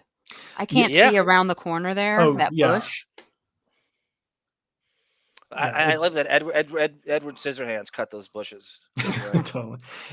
But this is what the Hollywood Hills is. I mean, they make it intentionally dangerous so that, the humanoids don't go up there. I love you saying that's true. Yeah. They don't want the peasants up there in their wide cars. And they're narrow. Famous. Yeah. Go ahead. I'm sorry, David. Go ahead. Just to say as you can see, like, the streets are so narrow too. Like, you could maybe fit 1.5 cars going in opposite directions from each other. I mean, it's really dangerous. Pell just got me depressed because how many dreams were killed in this area of town? God damn, I think about right. What's that? Is that Green Day album, like Boulevard of Broken Dreams? Broken Dreams. Yeah, that's so perfect, Pell. I think about that all the time. Some real talented people just couldn't make a go of it. They didn't know the right people. I read that. I read that comment and I thought, how many women were roofied back in the day? You're always going to that. I know. You always got to get a little darker, don't you, Sarah? Well, that's my job. Yeah. This is his house. So anyway, I didn't want to get hit by a car, so I'm going to turn back. According to Pell, there's a documentary about meter maids that he's confirming that we are very much right. They have to. They need you to fuck up. Yeah. But yeah, that is my Deppening tour of the Sunset Strip and the brief moment downtown with the Eastern Columbia Bldg. I'll try to catch the Chateau Marmont on my way back, but it's a couple blocks down and it's really hot today. So it looks like sweltering. Yeah, it was probably like 90, 91 degrees. You certainly did enough. So what's worse, LA at 91 or Cleveland at 80? Probably Cleveland. Cleveland's pretty. Yeah, the humidity is pretty bad. Yeah. It's and there's no shade at all. The only time I saw shade is when you were behind the Viper Room. There's a little bit of a spot where you're right in the sun. When I was in LA, this is like 2018 late, David. I was walking. I don't even know what direction I was. I want to say I was facing north. Yeah. It was about 5:30 in the evening. I couldn't see. It's 5 feet in front of me. My cell phone. I couldn't see the screen. Yeah. The sun was so crazy. The sun is punishingly bright. Yeah. Yep. When it's either rising or setting, you don't want to be driving at that time. It can be dangerous. I mean, you really cannot on the highway see in front of you. Yeah. I had I got out of a ticket. I always these dumb driving stories with me. Yeah. I was driving west in the summer on Long Island. It's about 4:30 in the afternoon. And so at that point, just like you're describing, the sun is in your face and I can't see shit. Yeah. And I feel very unsafe. And so I'm trying to stay with traffic and I get pulled over by a fucking state trooper. And I'm like, gives me a ticket and the ticket's 75 miles an hour. I'm sorry, 77 miles an hour. So I take it. I'm pissed off. I'm just staying with traffic. It didn't feel fast at all. I just didn't buy it. So I fought the ticket. I put it. I'm going to see if the cop doesn't show up. I'm going to fight it. I go into courtroom. There's about 20. I happen to go last. There's 25 people in front of me. So the same cop rings up about 25 different people. Out of these 25 people, 18 of them had 77 miles an hour. Wow. And I'm going, what's going on here? Well, that's a weird. So he goes up to me and I say to the judge, I go, what? I find it interesting. I go, everybody's John O'Reilly represented me, by the way. I go, everybody in front of me had the same miles per hour, 77 miles an hour. I go, I feel like he made that up. I go, I don't think it's a real. I think he took a number. It sounded like if it wasn't round, he just said 77. He goes, the judge goes, yeah, that you do use 77 miles an hour a lot. I forget the officer's name. So can I produce your gun? The officer didn't have the proof. Wow. So he never had the gun you use where you're supposed to have it registered or whatever. He never showed. Nobody pushed back on it, and he let me off. I got out of the ticket. It was 18 out of the 25 at 77 miles an hour. Because I went last, I was able to assess it's too coincidental. I have to read this comment from John O'Reilly real quick. It says, Arm should have the Budweiser horse-drawn carriage imprinted on his license. Would any of you agree to? They say this thing where you put an advertisement on your car and they pay you $1,000 a month. Would you take that? Absolutely. Yeah. I would put a porn advertisement on my car for that one. Do you see the colored billboard in the background there? Yeah. So that's where the Comedy Store is. It's like across the street from that billboard. It's crazy how close in proximity. Could you imagine living in that compound and the access to all this shit in walking distance? You just never have to. Yeah, but he can't do that though. The property is so huge because I'm talking that's about where Lily he's Rose at. and Jack. I'm talking about Lily Rose. She's going out. There's even less chance of that she's going out. Yeah. I wonder how recognized she is to She this can day. Probably scamper a lot around now. France with mom. She can't go out in downtown or in LA on the Sunset Boulevard. I wonder how in touch Depp is with this immediate area. Truly, walking around, and I often wonder that a lot. Probably the Viper Room and his home. Well, when he got to LA, Sarah, this was his stomping grounds too. I mean, Nightmare on Elm Street's the first thing he fucking did. So he was up and down this drag, that LA rock scene in the 80s. You're talking It's about the all over 80s, this thing. though. No, I know. I think he knows this really well. I think he knows the evolution of it. I think this is his stomping grounds beyond anything. You also keep in mind, though, he bought that entire street, every house on that street, Yeah. and he travels. Like every house on that street has a different purpose for him. Like one is his music studio. So he has his own neighborhood, so he doesn't have to go down the hill here. Yep. Nika Patel writes, you know what's funny? For some reason I thought Bon Jovial and Bon Jovi are exactly the same person. I could see how you'd think that.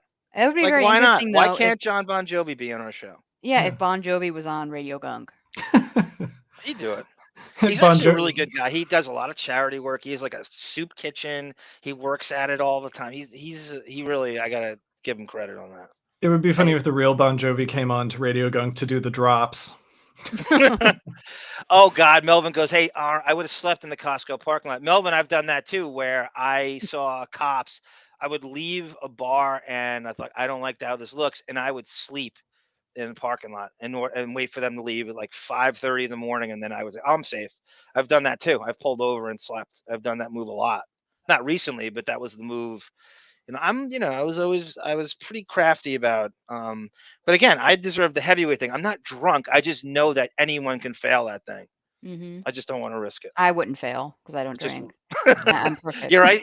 Your great value iced tea doesn't come up on the. Do you know when breathalyzer, Sarah? when I went to court to pay my ticket, she goes, "You don't need to pay this. You have nothing on your driving record. You're 44. You have nothing here. Why don't you just take this class? I'll take it off." I'm like, all right.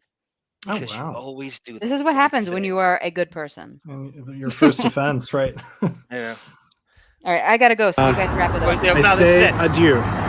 That's it. Yeah. Okay, That's last the thing end. I want to do, Sarah, before we call it quits. I want to show you the preview. There's a preview for the TUBI movie, the I Amber and can't. Johnny T. I Yes, saw you a can. still of this, and I want to throw up. First, we got to give Davydd a nice round of applause. Yes, that was Oh, thank glorious. you. Thank And I look you. forward to Tom Tom. Yes. And I Yes. look I'm forward to your excited. second one at the Chateau Marmont when it gets cooler out. I need to Wait see till those it's tears Friday. on the wall of Tom Tom spinning. Yes.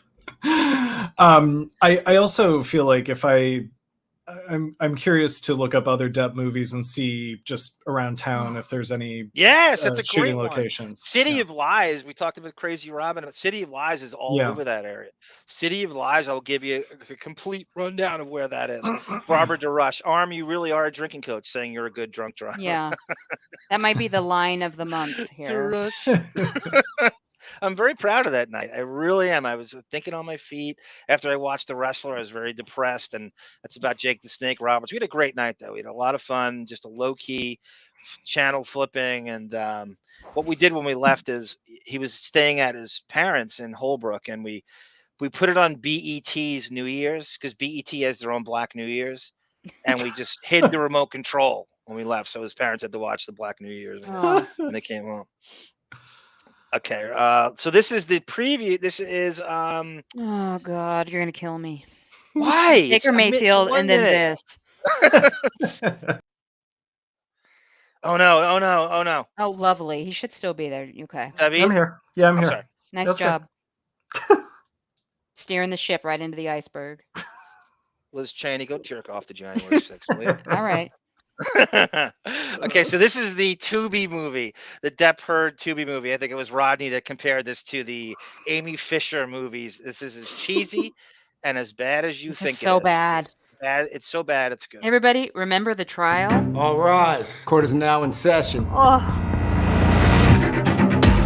Miss Heard has defamed Mr. Depp by calling him an abuser. Look, man, look what she said about me.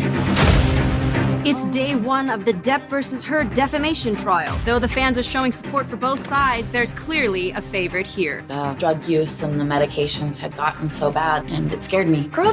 Doesn't she look like Diane Lane more so Yeah. than Amber Heard? This is putrid. This makes me hate TikTok even more. This shit. Just seeing this. This makes TikTok look professional. Yeah, right. It's like clearly okay. No, go ahead, Davydd. No, it just like that's supposed to be a TikTok, but it's like it's clearly not filmed like off the cuff in someone's home. There's like a studio light on you, and This budget for this was what we just made in super chats tonight. This is horrible. I'm not watching this. They couldn't even afford to put in like 5 more rows of pews in the courtroom. There's like 2 rows. Yeah, right. I'll say this: better than Mordecai or Transcendence. No. Yeah, I bet it is. I'll sit through Transcendence on a loop. Just want some attention. It didn't happen. Borderline personality disorder and histrionic personality disorder. Another one with James Franco. Are you jealous of him too? God, that accent's terrible. It's not even close. This is not life. No one should have to go through this. I'm so tired of this. I can't keep doing it. This trial, it's about the truth. It did tell the truth. I have the right to say what happened to me. You listen to her lies, her allegations. Your Honor, may we introduce the next tape? Can't wait to see what's next. That was good. I'm sorry. Oh my God. No. How much do you think is based on? Do they have some insider what happened in the limo, or is it's all the speculation? SUV? I know. I love the speculation. Nobody in that van is talking to TUBI. Oh. Depp gave exclusive rights to just TUBI. I wish Judith Light was playing Amber. It looked like Ramona Singer was playing Amber. Yes. They should put Arm in a zoot suit and a fake beard. Yeah, with a brown cigarette, and it would be 10 times better. So bad. Crazy Robin honestly means this, Davydd. This has been more special for providing us this tour. agree. You are awesome. You are as awesome as she says you are. I know. I have to put you on the staff as a correspondent. Yeah, totally. He's been on, You're on the ground person. Yeah. I think Crazy Robin could definitely do another. Like, she definitely knows this terrain really well too. I bet she knows it better than I do too. No, well, just in I terms think of factoids and stuff, You both have your strong points and haunts and. Davydd, you have a great laugh. I agree, Diane D. He does have a great laugh. Nice addition to Deafening Pot. Couldn't agree more. Everybody loves Davydd. And he's going to be on Gunk soon, everyone, to do his commentary on Howard's sexuality. I'll message Mo. 50 watch. More likes, right, Gina Bobina? I agree. They'll come. I'm not a like whore, but thank you, Gina. And go see Crypto Nymphosi, the Phantom Zone, Kryptonian female villain that Gina Bobina is. Crypto Nymphoso, Gina's channel, everyone. Oh, yeah, I'm confident Depp knows the entire area. You have to be familiar with all the areas, knowing where to go. Crucial. I bet Depp knows. He definitely knows. Definitely knows. Going all the way back to his Nightmare on Elm Street debut. That's his stomping grounds. I'm positive. I know it. Can I ask about this TUBI thing? Is it a movie? Yeah. Okay. It's not a series. It's a movie. I agree. Actually, it might be a 2-part thing, though, Sarah. It might be like a, I would think by this point, like, there's another documentary that's been out for maybe a week now. Welcome, T-Busy. We haven't worn out on that trial yet. Well, the problem that fucking Discovery Plus. God, am I tired? They've done 2 different documentaries. Yeah, and it looks the same. Like, it's titled the same thing, so they can't even make it look like you're going like, oh, wait a minute, is this the same one? Apparently, it's different, and they just kind of tweaked it a little bit with some new additions. I don't know. I gotta watch it. The information I saw that they're in their little titles that come up on the screen during dramatic moments, they got the information wrong already. Just the one screenshot I saw. So if you're going to make a documentary about a trial, please watch the trial. The big selling point was the Camille Vasquez and Ben Chu powwow going over their strategy. So, which this is like footage we haven't, and I think Jessica Meyer's in it. So that's what they're selling it on. That's their big, that's their big trailer moment. Did you see the Camille in this TUBI thing? She is like so Wonder Bread white. It's. Yeah, I'm surprised Hispanics wouldn't complain, right? You can't totally. I think she was blonde. Yeah, she's a total fucking wasp. Well, Camille Vasquez. Thank you for ruining my night from beginning to end. The middle was great with the tour of LA, Baker Mayfield, and this TUBI shit. I'm screwed for the rest of the day. So thank you so much. Melvin writes, "Hey Sarah, hear me out. What if we hate watch this series on Patreon and I figured agree. it out?" It's not a bad. Tubi's weird, Melvin. Tubi doesn't give a shit about copyrights or anything. It's got, it's if you go on it, it's an interesting little thing. It's free, and there's some old shows on there that nobody else seems to have. I saw some stuff on there. I love some old shows I loved that were on there. It's a weird service. Maybe they have a. I mean, maybe you'd have to pay for it, but you could do like watch parties through certain streamers. Yeah, and I think but we could you probably pull but it off. everybody has to have a subscription to it. So is the problem. Yeah. So I want to thank Davydd, the violinist, Yes. again. We could have called this the Mueller report, right, Davydd? You could have. And it's just phenomenal. You're so smooth and well spoken, and what a great hang! And thank you so thank much you. for taking the time to do that. I mean, Nightmare on Elm Street, the setting. I can't. I mean, it's exactly the way we remember it on that. The Viper Room, the Yeah. Comedy Store, the Sweetzer Compound, the Eastern Columbia Bldg, all efficiently packed into a beautiful 11 minutes in a 94-degree Larrabee day. Thank you. It was a lot of fun. I haven't really been in that part of town in a while, and as plastic and fake as it is, it's kind of fun to check it out, And we look forward to your Tom Tom and Chateau Marmont tour. And I 2 pages into Daniel Depp's book. So Is it rough? Give us a little sneak peek. So it's funny because it's all LA locations right off the bat. So these 2 characters are like driving up Laurel Canyon, and God. it's all this kind of like fake angst about how shitty it is to live in LA, and you're always So I think it's going to be a very what's the angsty year book. of it, Davydd? Angsty book. When did he write it? Does it say what? You don't have to look it up. You don't. It's not a big deal. But Simon and Schuster is the publishing company, by the way, of the book. Okay. Judith Regan, of course, is responsible for this. Yes, exactly. G Canada, great compliment for Davydd. Hey, maybe not. Davydd understands his sexuality. Old Howie does not. That's This is true. Thank you, everyone. Go ahead, Davydd. Sorry. The book is dedicated to John in memory of the Flying Scaramanga brothers. That's his production. That's one of his production company names. Oh, is it? Okay. Yeah, that's a little inside Depp joke. Did you see us go over the financial chart? Yeah, I remember of that. his movie. So his ongoing yearly salary, one of the production companies he uses is something called Scaramanga Brothers. Okay. And that's an old school Depp, I guess, reference joke. And they use it. He's got all these names of production companies, and it's a weird little. Yeah. If you see it again, remember that, Sarah? Scaramanga Brothers. I do. Yes. Yeah. The book was published in 2009. Okay. So that's like, we're talking. This is like when the Rum Diaries is about to be casted and filmed. So the 3 pirates were done. The 4th one's coming out. This is Depp at his financial height. This is like him, and I think he's filming Public Enemies right about this time. This is Depp at the very height of his fame and wealth. Yeah. 2009. I wonder if his production company has I think it does have a literary arm. No pun intended. Yeah. You always mean that pun. I do mean. Anyway, thank you, everyone. You were phenomenal in the chat as usual.